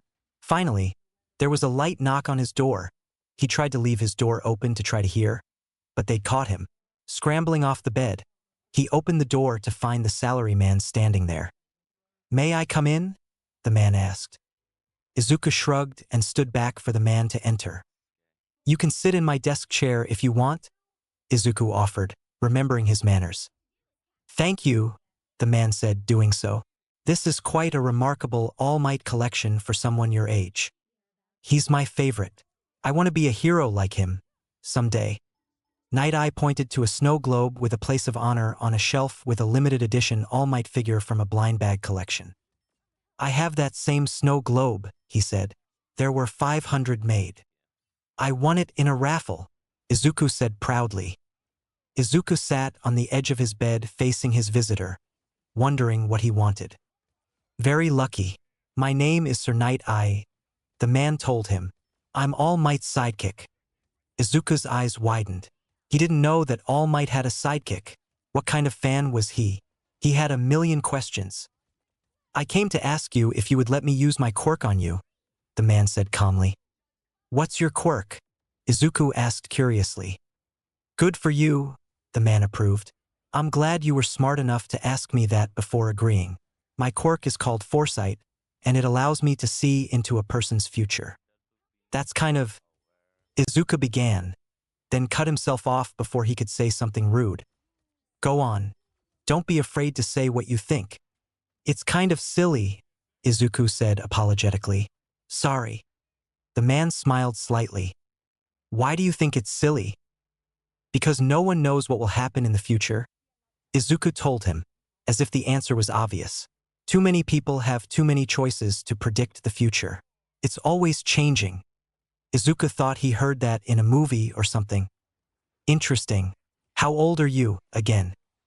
Sir Night Eye didn't seem offended by Izuku's words. In fact, he sounded curious. "I'm almost 10, Izuku said, even though his birthday was still 4 months away. "I see," he said inscrutably. "Well, I should say my quirk shows me the most probable outcome, then. It's just never been wrong before." "Wow, that's really impressive. Good job," Izuku said excitedly. He was definitely going to put a page in his hero notebook about this. "Thank you," Sir Night Eye said with a wry smile. "I would like to try to see what might happen in your future, so we can figure out the best way to protect you." "Okay, I guess. Will you tell me what you see?" Izuku asked. "Am I going to be a hero someday?" "I probably won't look that far ahead," he said easily. And I'll only tell you something if you really, really need to know about it. Izuku sighed. Do I have to do anything? Or do I just sit here? I have to touch you, like putting my hand on your hand or arm, and I have to make eye contact. All you have to do is sit still, he explained. Okay. Izuku held out his arm, and Sir Night-Eye gently grasped his wrist and looked into Izuku's big green eyes. They sat like that for a couple of minutes, until Izuku started to feel squirmy. It didn't hurt.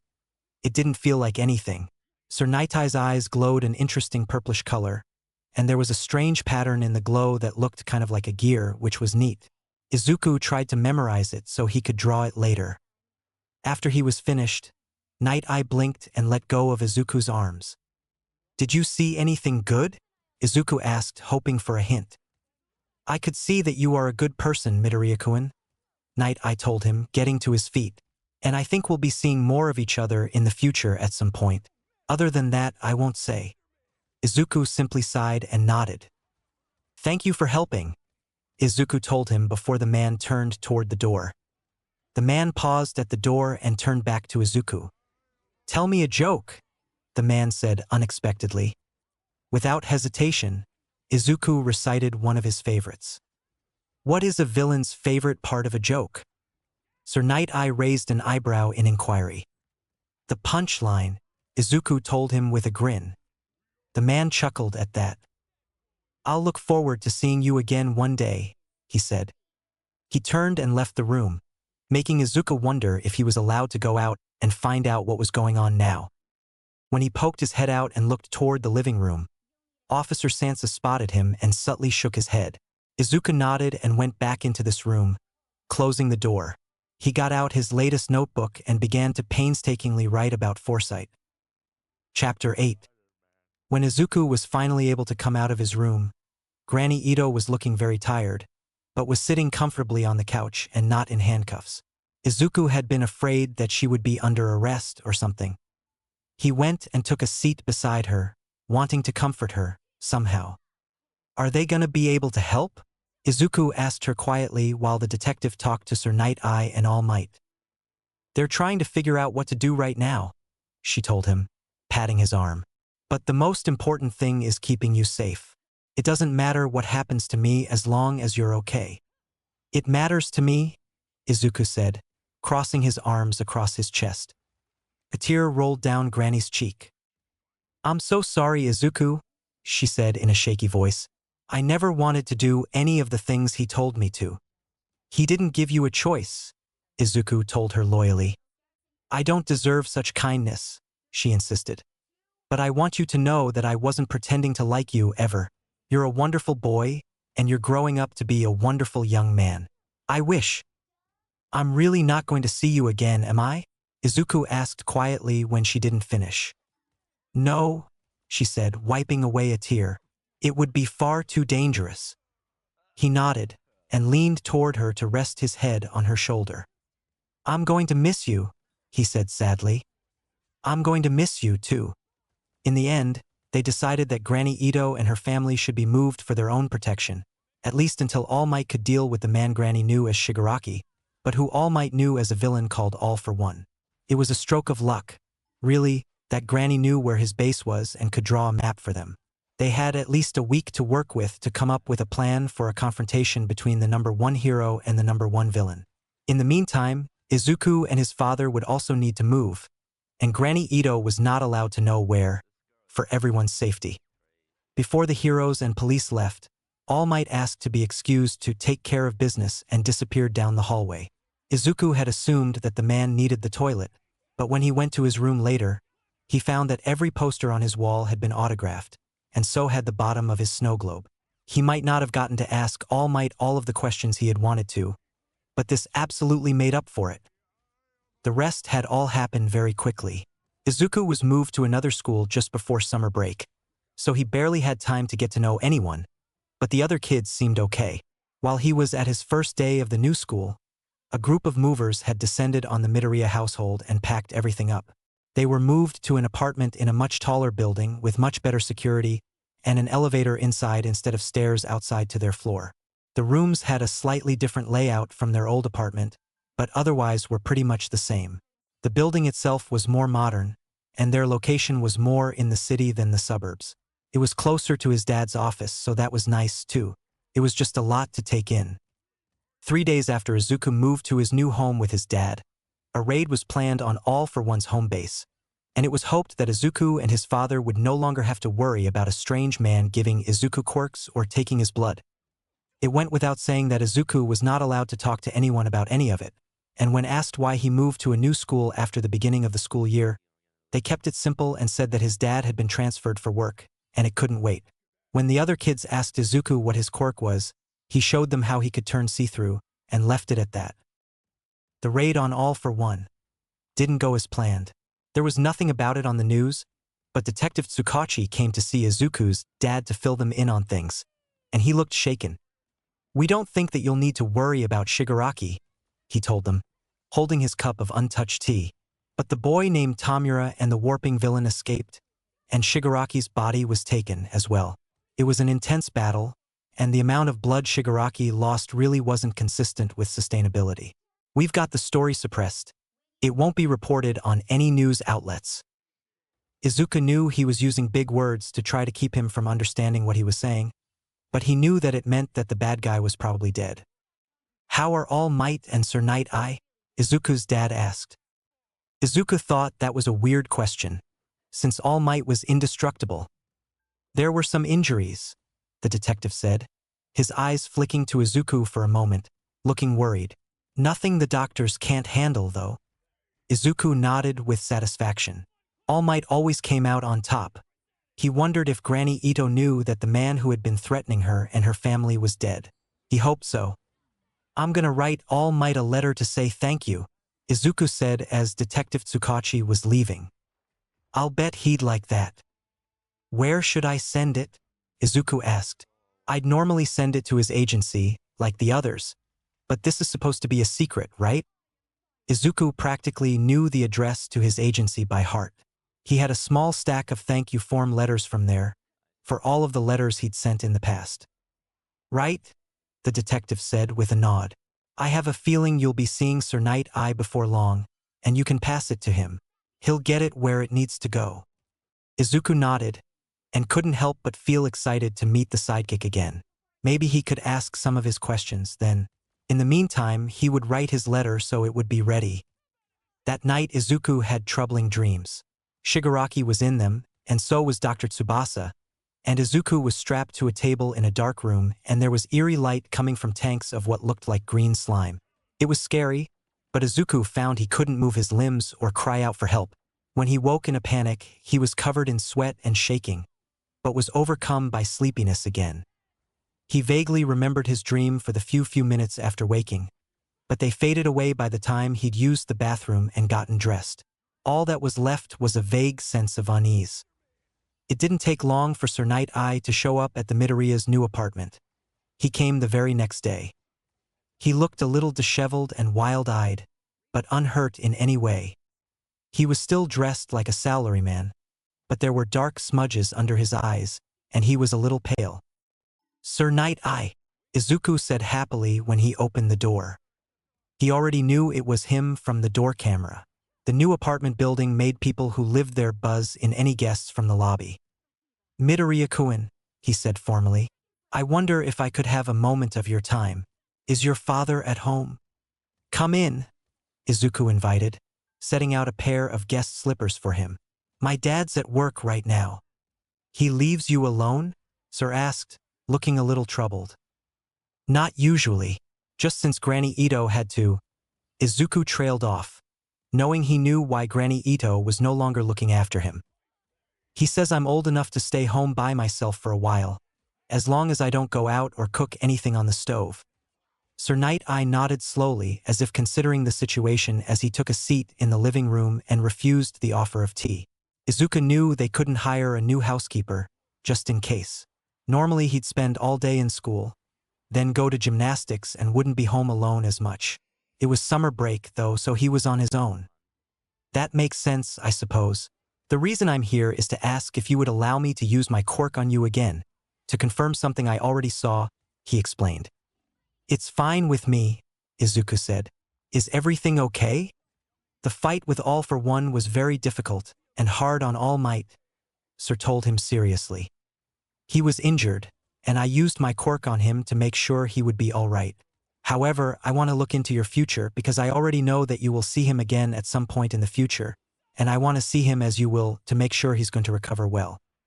You said your quirk is never wrong, Izuku reminded him shrewdly. You shouldn't need to check with me. You're a smart kid, Sir said with the ghost of a smile bending the corners of his lips upward. You're right. Seeing All Might getting injured like this has made me nervous. I'm second-guessing myself, and want to use your future encounter with him to make myself feel better. If it makes you feel better, then sure, Izuku said, sitting on the edge of the coffee table and holding out his arm like before. Sir Night Eye looked grateful as he reached out and grasped Izuku's wrist lightly and looked into his eyes. It seemed to go on for a long time, with Sir Night Eye in sort of trance and Izuku sitting somewhat awkwardly, waiting for him to find whatever it was he was looking for. When Sir finally blinked and released him, Izuku tried not to be rude and rubbed the arm that was starting to go numb from hanging in the air for so long. Yes, the sidekick murmured to himself. All right, okay, we can deal with that. Is everything still okay? Izuku asked, tilting his head to the side. Oh yes, thank you. I saw what I needed to see. That's good, then, Izuku said, feeling glad. After a moment, Sir Night Eye stood up. I need to go meet with All Might, he told Izuku. Oh, okay. Could you wait just a minute? I wrote him a letter, if you could give it to him. He waited a moment until Sir nodded in agreement, and then sprinted to his room to get the letter sitting on his desk. He folded it up and took a moment to find an envelope to put it in, then trotted back out to find Sir looking at Hero Analysis for the Future number 10, which had been sitting on the coffee table, where Izuku had been writing in it before the door buzzer had sounded earlier. Seeing his notebook in the hands of someone else made his heart jump. He didn't share his notes with people very often. You've made some very astute observations, Sir Night Eye said without apology for snooping. And your drawing skills are very good for someone your age. Thanks, Izuku said, feeling proud. I have a lot of questions. If I write you a letter, do you think you could answer some of them? I think that could be arranged, he said, closing the notebook and handing it back to Izuku in exchange for the letter to All Might. Sir produced a business card and handed it to Izuku, who looked at it in awe. It was plant white, with navy blue lettering, but it had the address of Sir's office at Might Tower and his phone number on it. You can send a letter to this address, and you may call that number if you have an emergency. Only if you have an emergency. Understood? Yes, sir, Izuku said reverently. I promise. Very well, Sir said with a little smile. I look forward to hearing from you. Now, one last thing. A joke, if you would. Izuku laughed. Sir must really enjoy jokes. He thought for a moment before he came up with one he thought was suitable. What do you call a fly with no wings? What do you call a fly with no wings? Sir asked. A walk, Izuku told him with a big grin. Sir Night Eye gave a huff of laughter before he nodded in appreciation.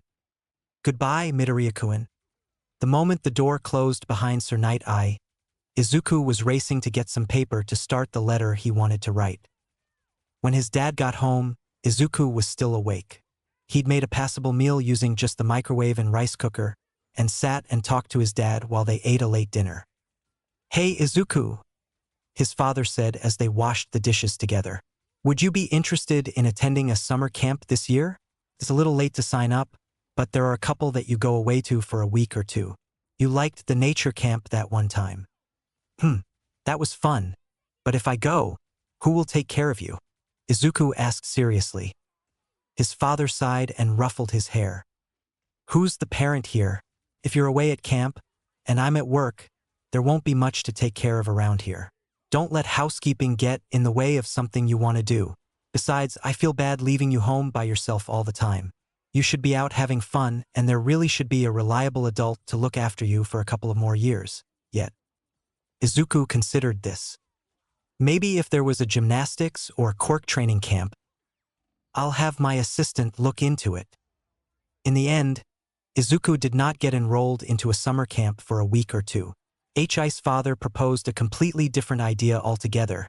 After getting a phone call from Sir Night-Eye, All Might's sidekick had called Yuzuku's dad to ask if Izuku might be allowed to do a sort of junior internship at All Might's agency for a few weeks. Until school started again, he could take a train each morning and spend the day learning the ins and outs of a hero agency, and then take the train back home in the afternoon. Izuku had nearly fainted when his father had said he'd turned down the offer, because Izuku would be bored hanging out in an office all day. He laughed uproariously when Izuku had actually shouted at him in disbelief and admitted that he'd accepted the offer.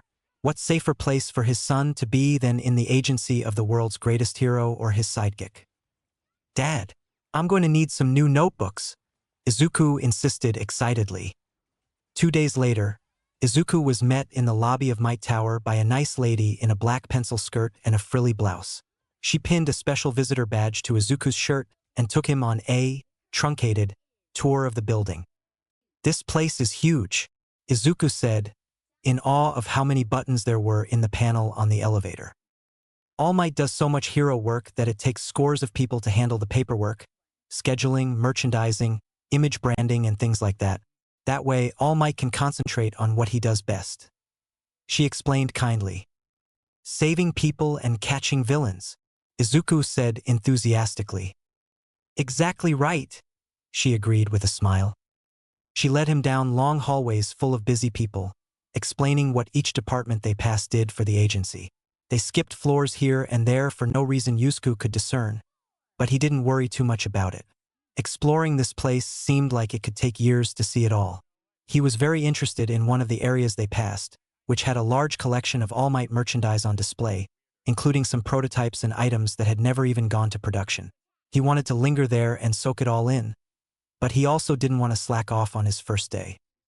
He reluctantly followed the woman leading him, hoping he'd get a chance to come back and examine everything some other time. They passed through a cafeteria that was relatively quiet, since it was between breakfast and lunchtime, and took another elevator that was not connected to the other one they had taken before. This elevator takes us up to the floors that All Might uses.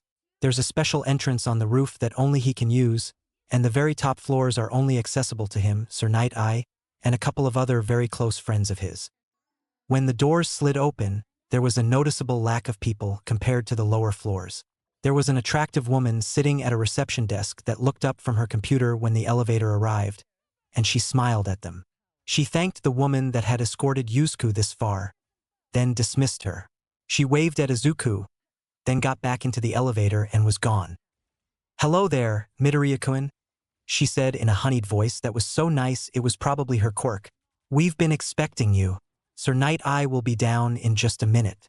In the meantime, I'll help you get your iris scanned for security clearance." Izuku was amazed by the little panel in the wall that he had to stand in front of, on a small step stool, to have his eyes scanned into the computer so that he could get into the upper floors of Might Tower. By the time the panel beeped and gave a green light, another door opened across the room, and Sir Night-Eye stepped out and beckoned Izuku to come with him. "I trust you had no trouble getting here this morning?" Sir asked him as he led Izuku into a stairwell with a wall of windows that allowed him to see across the city. "It was easy," Izuku told him, climbing the steps eagerly beside him. "This building is the tallest one around, and has a big globe on top." "That's true," Sir told him.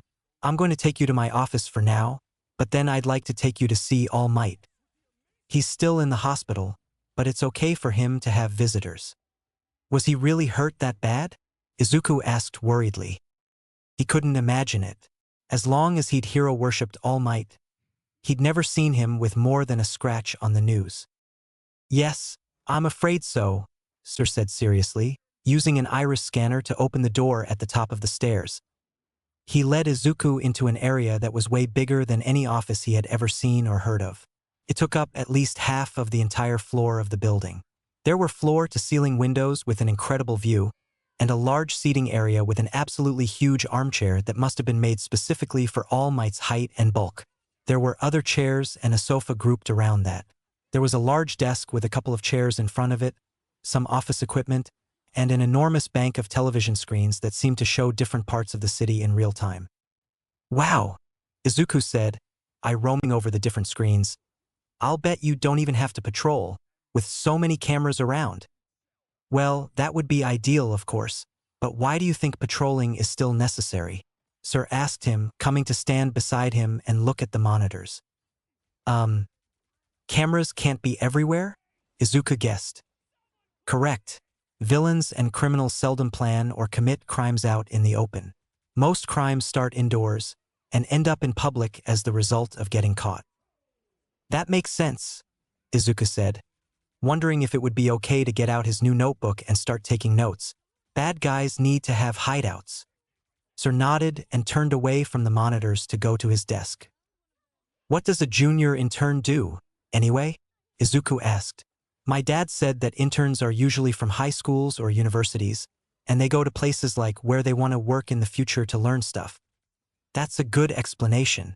Occasionally, we will take on an especially promising student from one of the hero high schools like UA, Shiketsu, or others, and give them a taste of what it's like to use what they've learned at school in the real world. There is only so much school can teach you, and the rest must be gained by experience, trial, and error. But I haven't learned anything about hero work in school. I'm not even in middle school yet. Sir gave him a small smile as he tapped at the keys of his computer. That's why you're a junior intern. Your father said you've had some quirk counseling and training, but we both agree that you could use more. You and I, and perhaps some trusted allies, will spend some time this summer to examine each of your quirks and decide which are best suited to hero work, if that is still what you wish to pursue. I want to be a hero more than anything, Izuku said firmly. I want to protect people like Granny Ito who get bullied by villains and people like my mom who died because of villains. I don't want that to happen to anyone else. Izuku didn't get as emotional anymore, talking about his mother and her death, but he never forgot how it felt to lose her. Now he was simply passionate about protecting anyone else from dying needlessly. A worthy goal, Sir told him. Also, you've been given an immense power with immense potential. All for one had similar potential and made some very unfortunate choices that led him to where he is today. It's our responsibility to make sure that you understand the best uses for your quirks and how to make the best choices regarding them. Do you have a notebook like the one I saw that lists your observations about your own quirks? Izuku looked at Sir slightly suspiciously, wondering how the man knew about that. He nodded. Excellent. You'll bring it with you tomorrow and we can see what you've already discovered, Sir told him, sounding satisfied. Today, we're going to visit the hospital and let that determine what else we'll be doing. He stood from behind his computer and motioned for Izuku to follow him across the room to another retinal scanner. A moment later, they were in a small, private elevator that took them all the way down to the parking garage under the building. Sir's car was a normal-looking sedan with dark-tinted windows and comfortable leather seats, a lot like the car his dad drove when he didn't take a train to work. I want to prepare you for what you're going to see when we get to All Might's room, Sir told him. He's healing as well as they can manage, but he's lost a considerable portion of his left side. He's not as strong as he once was and tires quickly. This should all improve over time. I'm not supposed to go into hospitals because of my quirk, Izuku said timidly. He really wanted to see All Might, even though he was afraid of what he might see. He didn't want to miss out on this chance to spend time with his idol just because of the off chance that someone might die in another part of the hospital. This is a special hospital, Sir assured him. No one there is in danger of dying. Izuku breathed a sigh of relief and relaxed into his seat. I'm glad. Me too, Sir said with feeling. Chapter 9. The building they parked at was a two-story, modern-looking one.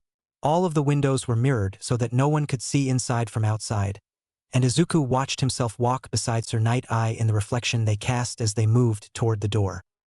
This place takes care of heroes who are recovering from serious injuries, Sir told him as he entered a passcode on a number pad beside the door. If you see anyone you recognize, please do not interrupt their sessions. They are here to train so they can return to their hero work as soon as possible. Yes, sir, Izuku said firmly, determined to behave impeccably, so there would be a good report if his father asked Sir about him later. Izuku had been expecting a quiet atmosphere and hushed voices, like the other times he'd been in a hospital. Instead, it was bright and looked like one of those ads on television for fitness centers. There was exercise equipment everywhere, and the clink of weights tapping each other as men and women worked through their reps. There were also people in scrubs standing by, many of them, giving encouragement or instructions, and a lot of grunting from the people being pushed to perform. It was all very interesting. Izuku did recognize at least 2 of the heroes he saw, but said nothing as he kept close to Sir's side. He was led to an elevator. However, instead of going up as he expected, they went down. Not 1 floor, but 2. In this underground space, there was more sturdy-looking equipment, a large open area, and a single bedroom off to the side. There was even a little walled-off room with a small pool and an even smaller pool with steam rising from the surface of the water. It seemed like a space to hide the fact that the world's #1 hero was in residence, which made sense. He wondered who else got this type of treatment or privacy when All Might wasn't here. A very short man leaning on a walking stick was standing off to one side as All Might did pull-ups on a bar attached to the wall. "Who's the kid?" the short man asked. Suddenly, All Might dropped from the bar and landed on his feet, panting. "You shouldn't be that tired yet," the short man told him, sounding concerned. "You just started." "It came on suddenly," All Might said. Sir Night-Eye looked thoughtful at this announcement. "This is Midoriya Izuku," Sir told the short man. "I told you about him." The short man grunted and gave a sniff. "Thought he'd be older and bigger." "Are you feeling better?" Sir asked All Might, approaching the hero with Izuku following him like a shadow. But there's this feeling like tugging inside me. I can't explain it. It just came out of nowhere, and it's making me feel drained, all of the sudden." Izuku looked at All Might in concern. He looked pretty much the same as the last time he'd seen him, except for the wide swath of bandages wrapped around his middle. "Interesting. Let me perform a small experiment," Sir said, sounding thoughtful. "Izuku, come with me." He ushered Izuku back toward the elevator and called to the 2 men. "We'll be back in 5 minutes. Monitor how you feel once we leave." The door slid closed, and Izuku looked up at Sir Night-Eye with solemn concern. "You think I'm making him feel sick, don't you?" "Yes," Sir said, sounding more interested than upset. "I think your quirk senses his weakness and is trying to prepare to take his quirk." "I can't take All Might's quirk. He's not going to die," Izuku said in a panic. "Correct," Sit said, placing a hand on his shoulder as they exited the elevator on the main floor. "The nature of his quirk will not allow it to be forcibly taken, and he is not going to die in the near future." If Sir was saying it, it must be true. Izuku could feeling the tension that had suddenly tied his heart in a knot loosening. Izuku followed along behind him as Sir traveled through the facility to a small room with what looked like a cafeteria, but also had a bank of vending machines. He pulled out his wallet and fed money into a machine that dispensed drinks. He purchased 4 cans of tea and handed 2 to Izuku to carry and took the other 2 himself. The cans promptly reacted to Izuku's Teflon quirk and slipped from his fingers before he could adjust his grip to hold them from the bottom. His reflexes were good though, and he managed to snag them before they hit the ground and tuck them into the crook of his arm. "Oops," he said in embarrassment. "I forgot to grab my gloves before we left my place." Sir regarded him with a small, indulgent smile before leading the way back to the elevator. "So, how can I be making All Might sick if he's not dying?" Izuku asked, getting the subject back on track. "I think your quirk can tell when someone is weakened, physically, maybe even mentally. I think it kind of sends out feelers, as it were, to check if a new quirk will be inherited soon. Because All Might is currently not in top shape, your quirk is kind of like a curious ant, scouting out new territory." Izuku appreciated the analogy, but it still concerned him. "Does that mean I shouldn't be around him until he's all better?" Izuku asked. "Possibly," Sir admitted. "The reason we came up here is to see if your absence negates the weakness he began to feel when you arrived." Izuku liked that Sir didn't try to dumb down his vocabulary when he spoke to Izuku. Sometimes he didn't fully understand what some stuff meant, but could still figure it out, even without someone explaining. "So he should feel better when I'm gone?" Izuku asked. "That's what we're checking, right? We're going to go back and see if it happens again." "Precisely," Sir told him with a nod. "Are you ready?" I'm afraid that if he starts to weaken, we'll have to leave and meet with him another time when he's built his strength again more, or even over the computer. Does he even want to meet with me? Izuku asked. He didn't want to force his company or his presence where it wasn't wanted, even if it meant missing out on spending time with All Might. He'd already lost his friendship with Kaken because of that, and it had hurt. To cause harm or annoyance to a man he'd idolized for as long as he could remember was unthinkable. I'm not sure it's a question of wanting to so much as needing to, Sir told him cryptically. All might be having a bit of trouble accepting that he might not be as strong anymore as he was before his fight with All for One. What does that have to do with me? Izuku asked as they made their way back to the elevator. It was a big worry that All Might was weaker than he had been, especially since he might not have had to fight All for One if it hadn't been for Izuku. I'm hoping that he will see in you what I've seen in you, he said, and that he'll help us with your quirks and get you ready to be a great hero someday. Again, Izuku didn't understand exactly what he meant, but wasn't about to argue with the idea of having help from All Might himself. He remained silent and a little tense as they descended to the underground space and cautiously stepped out of the elevator. All Might and the short man were having a conversation, but stopped when Izuku appeared. All Might stood with his trademark smile on his face and came closer. I'm feeling much better. He paused for a moment before finishing saying, now. The smile gradually disappeared into a puzzled frown as he paused mid-step. Do you feel it again? Sir asked interestedly. I do, All Might said, also sounding intrigued. It's not as strong as before, though. It's very strange. He got down on one knee to be closer to Izuku in height and studied him intently for a moment. I can leave, Izuku said, backing up a step, but coming up against Sir Night-Eye, who was behind him. Give it a little time, Izuku-kun, Sir advised kindly. Do you feel anything, Gran? All Might asked the short man. Nope, not a thing, the man said gruffly. Do you? He asked Izuku. Izuku shook his head and inadvertently turned transparent. It's fine, young man, All Might told him, the smile returning to his face. Just unexpected. You're not hurting me at all. Izuku was not so sure about that, but All Might didn't look pained, and Sir Night-Eye wasn't pulling him away. He breathed again and became fully visible. I got your letter, young man, All Might said, as he might address a frightened puppy. It really lifted my spirits. It's no fun being stuck in a hospital, especially when there's no one but these two to talk to. Izuku looked at the short man curiously when he snorted. He was stocky, but looked pretty strong despite his walking stick. The wrinkles around his mouth and nose told him that he must be relatively old, and his hair was snow white, though that wasn't always an indicator of age. I've written you lots of letters, Izuku told him, reassured.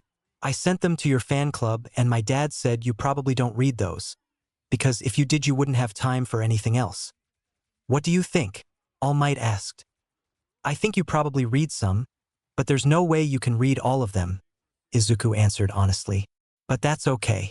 I think maybe you read the ones that people are smart enough to send you at my tower, or maybe there's someone who reads them for you and gives you the most important ones.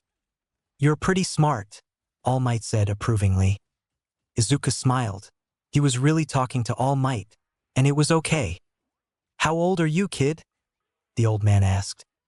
Izuku looked up at Sir questioningly, and he nodded. This is Gran Torino. He's a retired hero and a good friend. Izuku had never heard of Gran Torino before, and he wondered how many other secrets All Might had that no one knew anything about. For the #1 hero in the world, he did a good job keeping people important to him out of the public eye. I'm 10, he answered. I'm in 5th grade. You sure you want to start him this early? Gran asked, looking at Sir. It's never too early to learn the basics of one's quirk, Sir answered with a shrug. If he learns how he could possibly apply them to hero work while he's at it, what's the harm? It's not like we're asking him for a huge commitment, just yet. Izuku looked back and forth between the adults, who all seemed to be having a silent conversation with just their eyes, unless Gran Torino was a telepath or something, and helping them all speak with their minds. He also didn't miss the word, yet, in Sir Night-Eye's comment. Was he talking about becoming a hero or something else? Gran looked Izuku over before shrugging. He seems to be in decent shape, he admitted grudgingly. What are your quirks, kid? The first one is one my dad called inheritance, on the registry forms he filled out. That's the one that gives me new quirks. Though Granny Ito said that that man gave me at least one other one, so I'm not sure. I got my mom's pulling quirk. I can move small objects to me, but nothing heavy. Izuku had all of this memorized by now, since he seemed to have to recite it for every new person he met. Then I found out that I turn see-through when I hold my breath, he said. We just saw that one, All Might said with a nod of encouragement.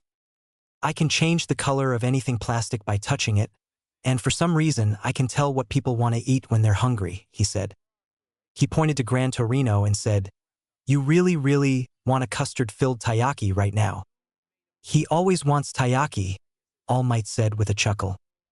All Might isn't hungry right now, but Sir wants sushi for lunch, Izuku supplied. He's not wrong, Sir said with a wry smile. I have a balance and agility quirk that helps me land without getting hurt and lets me do neat tricks. I can also make a small animal's fur grow by petting it, and stuff won't stick to my skin if it gets spilled on me. The last one I got, the one that I got from the lady that the villain guy took me to meet, I guess she had a levitation quirk that lets me float in the air. Float? All Might asked, suddenly looking at Gran Torino. It's almost like a sign. Gran didn't look convinced that whatever All Might was talking about meant anything. Don't get so caught up in the idea that you end up putting all your eggs in one basket, Toshi. That one was the hardest for me to figure out, Izuku admitted. I had to wear a weighted backpack for a while, and I got sent to quirk counseling and training to get it under control. I was going to gymnastics before, but they're on break for the summer. Gran Torino gave a long, low whistle. That's a lot of quirks, kid. Izuku nodded a little uncertainly, not sure if it was a criticism or just an observation. 9, Izuku said with a nod. My dad did some checking in the records from the doctor who was helping the villain guy. Dad knows for sure how I got my mom's quirk and that lady's levitation quirk. Also that the see-through quirk happened at the hospital in Taiwan. The rest of them are kind of a mystery. They say that All for One might have given them to me using his quirk. He was experimenting on you, Sir Night Eye confirmed. We think we know why, and that's one of the reasons we wanted to take you under our wing, so to speak. Shigaraki Tamura escaped with the Warp Gate villain, and that doctor that was aiding them. It's important that you have protection, and that you be able to protect yourself as much as possible. Izuku nodded consideringly. It was scary to know that there might still be people out there who wanted to keep doing stuff to him, even though All for One was gone. You're all going to teach me? He asked, somewhat in awe. He wasn't exactly sure why All for One had been experimenting on him, but he was glad it wasn't going to happen anymore. He knew it had something to do with trying to figure out why Izuku was physically able to house so many quirks within his body without being hurt. He wondered why All for One hadn't just taken away his quirk, if that's what his own quirk allowed him to do. Maybe he couldn't because it was too much like his own? Why hadn't they used All for One's blood? Instead, maybe they had, and they thought Izuku's quirk worked in a different way? That's the plan, All Might told him with a smile. As long as you work hard and want to learn. We'll be working with you for the remainder of your summer break, at the very least, Sir said. After that, we'll have to see what can be arranged, but your formal education comes first and foremost. Izuku nodded in understanding, but couldn't help the excited gleam in his eye. At the moment, he felt like the luckiest kid in the world. Chapter 10. All Might had been released from his rehab hospital and allowed to return to Might Tower, where he apparently lived on the very top floor. He was not allowed to do any hero work for another few days, and even then, nothing too strenuous. Izuku was glad he had people looking out for him, to keep him from overdoing it. Sir and Gran made sure he sat on the sidelines as much as possible until All Might was grumbling about being treated like a baby. They started Izuku's training by examining his quirks, starting with pull. In the highest rooms of Might Tower, Izuku stood before a shelf full of various objects. Simple things like a box of Pocky, a calculator, a huge t-shirt with an American flag on it, a ring full of keys, a hammer, all things that didn't weigh too terribly much. Izuku was tasked with pulling each one to him individually, then in different combinations which he was not very good at. He could get one to come to him with little problem, but as soon as he added another item, he lost control of both. He worked on it again and again and again without complaint, but he didn't improve. Sir Night-Eye finally concluded that his ability in this area was limited, and while useful, it just wasn't very strong. "Don't be discouraged," he told Izuku when he seemed disappointed in himself. "Never underestimate the power of being able to call a small tool, such as a rock or key, at an important moment." Next they worked for a short time on his turning plastic or wax different colors, trying to see if he had any talent for detail. He didn't. They gave him Lego bricks and asked him to only change the small round knobs on the tops of them to different colors, but it was never any use. Anything he changed the color of was all or nothing, no matter how much he tried. Gran Torino looked thoughtful for a moment and said, "Maybe if your hero costume has a plastic cape with a hood on it when you get one, you can use that quirk to help camouflage yourself a bit." Izuku liked that idea, but the thought of having a hero costume seemed like a long way off. Transparency was deemed a similar possibility, since he was unable to make himself completely disappear. They thought that maybe if he combined the two abilities, he might be able to hide almost in plain sight. They would test in one day when it was safer to train in public and play hide and seek, though Might Tower was a large place. The quirk that let him know what anyone wanted to eat was deemed useless for hero work, even by Izuku himself. It might be a neat party trick or useful in the catering or restaurant business, but that was pretty much it.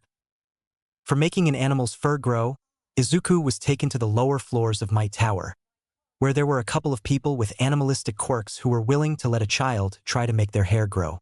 Interestingly enough, one was Officer Sansa, who had a cat's head, and one was a pro-hero named Hound Dog, that Izuku was aware of, but didn't know much about. He peppered the man with questions before All Might reined him in and got him back on track. Officer Sansa was amused when he finally bent his head and let Izuku stroke the fur between his ears. Izuku was careful to be very gentle, and huffed out a laugh when Officer Sansa suddenly looked like he was wearing a furry toupee. "It worked," Izuku said excitedly. "Cool." Officer Sansa accepted the offered hand mirror while everyone looked very amused. "No offense, Midoriya-kun, but I think I'll go back to my short hair after this." Izuku grinned widely and nodded. "It does look kind of silly." Hound Dog was another story.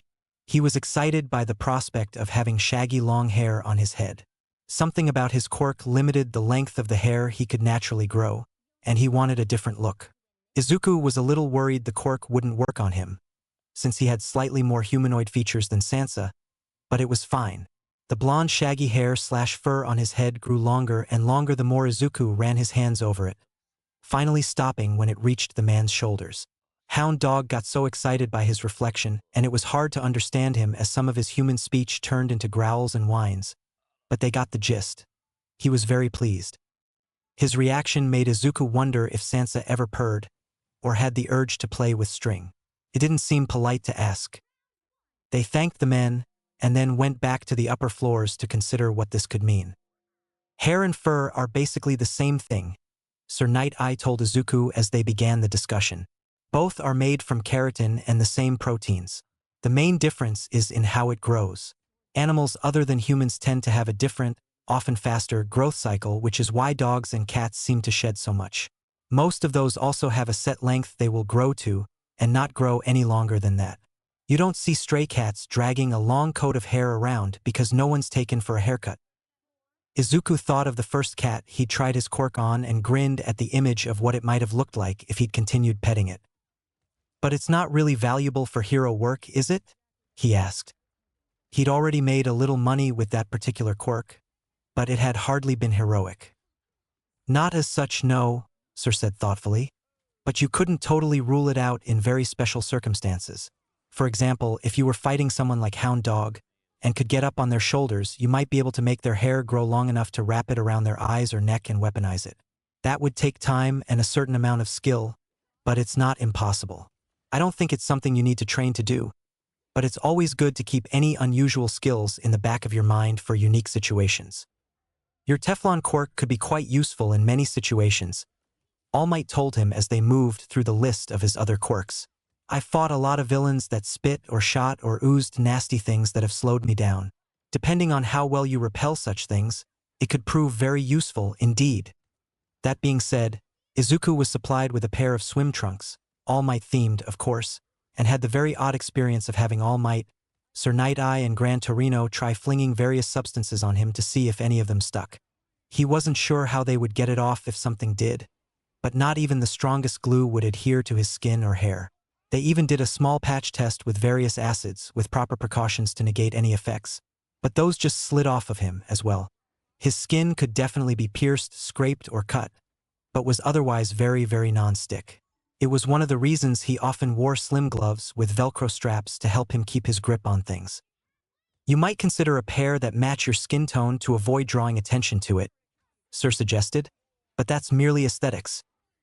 The two quirks that were of the most interest to them all in terms of hero work were his balance/agility and levitation abilities. Combined with the gymnastics lessons he'd been taking, he'd been barred from competitions because he was aided by a quirk. He had an excellent base to start with. His core strength was superior due to his balance quirk using those muscles pretty much perpetually all day, every day. His flexibility had been ingrained through his lessons, and his levitation helped him to get impressive height with his acrobatics. Now we're talking, Gran Torino said with relish, rubbing his hands together. Izuku still didn't know what the man's quirk was, until he suddenly flew at great speed toward him, narrowly missing crashing into him when Izuku bent over backward to get out of the way. He landed on his hands and feet in a sort of crab walk, and stared in amazement and disbelief at how fast the old man had moved. His reflexes are crap, Gran complained to the other men. He should have been able to dodge that without using his hands. All Might smothered a smile behind his hand. Sir Night-Eye sighed. He's 10, Gran. The most he's had to worry about dodging is a ball in PE class.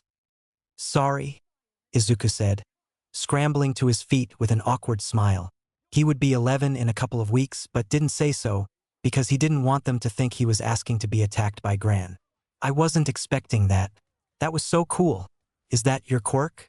How does it work? They decided to let Izuku have a break to pester Gran about his quirk for a bit, then had a hasty lunch before letting Gran Torino fly at Izuku, forcing him to dodge under various circumstances. Luckily, there was a large open area on the roof for this, and while Izuku was having fun, he was also working hard.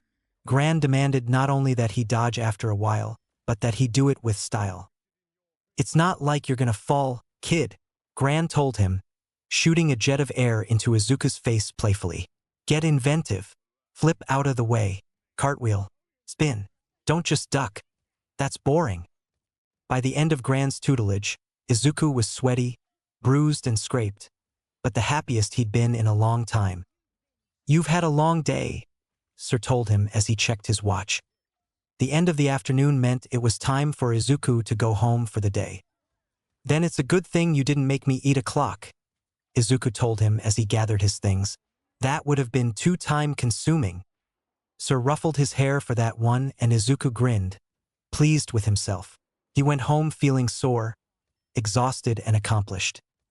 Many days passed this way. Sometimes Gran was there, sometimes not. Sometimes Night-Eye put him through his paces, and was as demanding as Gran, just in a different way. All Might tied a huge rope to a cement pillar on the roof and tasked Izuku with swinging it like an enormous, heavy jump rope, or had him flipping a ridiculously gigantic rubber tire end over end until he thought he'd die, with his arms turned to noodles. Just as important as the physical, Sir Night-Eye told him, was the mental aspect of development. After 2 weeks of intense physical workouts, Sir added an hour or more of discussions or lectures on ethics and morals, especially focused on decisions heroes were forced to make regularly. Izuku's mind boggled at anyone having to choose between letting someone be crushed by a building or saving all of the people inside that building. It was very interesting but also very troubling to think about. He had no idea how many heartbreaking choices got made every day that most people never knew about. Sometimes he would assign Izuku a short essay about how he would handle a hypothetical situation. Then they would discuss his answers the next day. In the beginning of the 3rd week of Izuku's junior internship, something important happened. All Might received a call asking for his help to capture a villain that was rampaging through a shopping district and causing a lot of damage. Other heroes on the scene had attempted to apprehend her, but the injuries were piling up. He suited up against Sir's advice and leapt from the roof with his trademark smile and a jaunty wave. Izuku watched him go with a reverent feeling of awe. Sir Night-Eye kept a careful watch over the monitors in that part of the city, while Gran kept Izuku busy with training. Izuku was on his second lap around the edge of the rooftop when All Might returned, but there was blood leaking from the corner of his mouth, and he collapsed to one knee in the grip of a sudden, painful-looking coughing fit. Everyone rushed over to him, but stopped short when there was a sudden blast of steam in every direction. Once it cleared, a thin, emaciated-looking man had taken the place of the robust, muscular All Might. Izuku let out a cry of alarm. Gran said some very bad words, and Night-Eye instantly pulled out his phone and began speaking rapidly to someone on the other end. All Might, Izuku ventured, not completely sure this was the same man, even though he'd seen the transformation for himself. His hero costume looked comically large on his shrunken form, and his hair looked like a lion's mane of limp tangles around his face. The blood was the most worrying, flying from his lips in spatters against his hand and the ground with each cough. "I'll be fine, Midoriya-kun," he rasped out. "I might have overdone it a bit out there." "A bit," Gran growled, using more bad words. "Recovery girl and the medical team are on their way," Sir Night-Eye announced, pocketing his phone and going to help All Might to his feet. He slung one of All Might's arms over his shoulders, even though All Might was almost 18 centimeters taller. He guided him inside and down the short staircase to the living quarters. Izuku and Gran followed in their wake, both with troubled expressions. Izuku hurried around them to open doors and turned down the covers on All Might's super large bed just before Sir guided him to sit down on the mattress. Izuku didn't realize there were tears in his eyes until one fell on his arm, and he quickly wiped them away with the heel of his hand. He looked on in horror as Sir helped All Might out of his hero costume, seeing the huge, ugly wound on his side for the first time. Gnarled, scarred skin, puckered and angry-looking, covered the entire left side of his rib cage. Did he even have a left rib cage anymore? Did he have a left lung? What kind of damage was underneath all of that surface scarring? How had All Might survived such a terrible injury? Sir patiently helped All Might pull on a large pair of pajama bottoms and settle back onto the pillows. He looked at his watch with a furrowed brow. "Can I do anything to help?" Izuku asked shakily. "I'm not making you feel bad, am I?" It seemed they had forgotten he was there. All three men's eyes swung to him at once. "Are you feeling the pulling sensation again? Is it any stronger than usual?" Sir asked All Might. All Might shook his head. "It's fine. It's not that much stronger." "Maybe it would be best if you headed home for the day," Gran said quietly, putting a hand on Izuku's shoulder. Panic welled up inside of him, and Izuku shook his head. "I can't leave. Not until I know he's okay. Not if I'm not making him sick." "You shouldn't have to see me like this," All Might said quietly, sounding almost ashamed. His voice was stronger than it was before, and the coughing had subsided. "You shouldn't have to be like this," Izuku pointed out. "You got hurt because you were helping me and Granny Ito. It's my FA. "It's not your fault," Gran interrupted sharply. At the same time, All Might shook his head and Sir Night-Eye made a cutting motion with his hand. "This is also a risk of hero work," Sir Night-Eye told him calmly, despite the storm brewing in his eyes. "It's a choice we make to protect those who can't protect themselves, regardless of personal cost." Izuku thought about it for a moment before nodding. "Young Midoriya, there's no shame in changing your mind about being a hero," All Might told him quietly. "Not everyone is cut out to take risks like this every day." "I want to be a hero now, more than ever," Izuku said, cutting the hero off mid-sentence. "If someone out there is strong enough to do that to you, what chance does anyone else have? Japan needs all the heroes it can get, and I'm going to be the best of all of them. Except for you, of course." Sir Night-Eye looked proud. Maybe? Izuku wasn't sure. Gran was looking down at the toes of his pointy cowboy boots and gripping his walking stick in a white-knuckled grip. All Might smiled at him and nodded. "Then I guess I'd better get better so I can help you do that," he said. His voice grew deeper as he said it, and his form seemed to reinflate to his normal appearance, right before their eyes. It was both bizarre and inspiring. The form held for a few seconds until the man coughed again, and he reverted back to the weakened form with a poof. "Oh boy," Gran commented with a sigh. Recovery Girl turned out to be a tiny woman with gray hair in a severe bun on top of her head. She was even shorter than Gran Torino, but just as spry and bossy. Izuku liked her immediately. Along with her was a team of people in lab coats and scrubs, carting in equipment with them and hooking all kinds of things up to All Might to measure his heart rate and oxygen and other stuff Izuku had no clue about. He winced as a needle was inserted into the crook of All Might's arm, and a bag of clear fluid hung above his head on a hook. The most surprising, however, was when Recovery Girl stretched out her lips an improbable distance and kissed All Might right on top of his scarred ribs. Izuku watched with interest as some of the tense lines on All Might's face smoothed over as he relaxed, obviously feeling some relief. None of the damage appeared to clear away, but it was obvious that All Might felt better.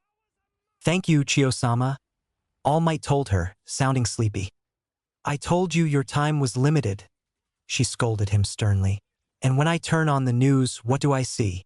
Your block-headed self tossing an armored truck at a human juggernaut like it was a beach ball. Where's your sense?" The other medical people seemed somewhat amused by her tirade as she went on to nag at him for another couple of minutes, even as he was drifting off to sleep. Once they had ascertained that the equipment they had toted in was hooked up properly, they departed. Recovery Girl shooed everyone else out of All Might's bedroom and into the adjoining sitting room, where they all took seats. Sir Night-Eye was the only one who didn't have to climb onto the oversized furniture. "That wound is as healed as it's going to get," Recovery Girl said bluntly once they were all settled. "I wouldn't have been able to heal what little damage he had from this fight otherwise. He would be too worn out for that." Izuku gasped, but clapped a hand over his mouth, afraid they'd send him away if they thought he was hearing too much. "His physical deterioration is alarming," Sir said delicately. "Is that to be expected?" "That would be my best guess," Recovery Girl said with a nod. "He can probably sustain his hero form for a few hours each day, but should resign himself to this new change in circumstances. Overdoing it too often could very well shorten the time he can hold his hero form each time, until there will be no going back eventually." "I was afraid of this," Sir said thoughtfully. Gran looked grim but said nothing. "He really should consider retiring," Recovery Girl told Sir seriously. "He can start getting the public used to it slowly, but he should at least begin the process of stepping out of the public eye. You know how stubborn he is," Sir said with a heavy sigh. "As the symbol of peace watching over Japan, crime rates have plummeted. All for One is out of commission, no longer pulling the strings of the underworld. I'm afraid that this will just leave a vacuum that other criminals will rush forward to try to fill. Then it's time to let the other heroes fill the vacuum that All Might will also leave," Recovery Girl countered. "There are other, very capable heroes in the ranks just dying to prove themselves. UA produces a new batch of hopefuls each year. Take on some more sidekicks and whip them into shape." "You know it's not that simple," Sir said, pinching the bridge of his nose under his glasses. He looked over at Izuku, who had been listening intently. Izuku looked back, but wasn't sure what he should say, so he just stayed quiet. "Well," Recovery Girl said, sliding to her feet, "you'd better sort it out, and soon. I give him another 3 or 4 years, even if he's careful, before his body gives out and he's stuck like that." "Hopefully more like 5, Sir Night-Eye murmured cryptically to himself. Gran Torino apparently knew what he meant, because he nodded, also looking at Izuku. Izuku knew that there was something he was missing, but didn't press for answers at the moment. He accepted the handful of gummy candy that Recovery Girl fished out of her pocket and pushed into his hand with a bow and a thank you, and then she was gone, too. "I know I don't need to tell you that what you've seen and heard today is strictly confidential," Sir said to Izuku as they all stood. "I know," Izuku said solemnly with a nod. "I would never tell anyone, not even my dad." "Better go home and rest up, kid," Gran told him with a cocky smirk. "Tomorrow I'm going to kick your butt."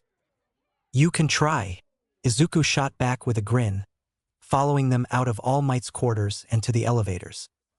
"Brat," was all Gran said as Izuku scanned his iris to call the elevator. Be careful on your way home. Text me when you get there, Sir told him as he did every day. Izuku's smile faded as the elevator descended. This was a lot to take in.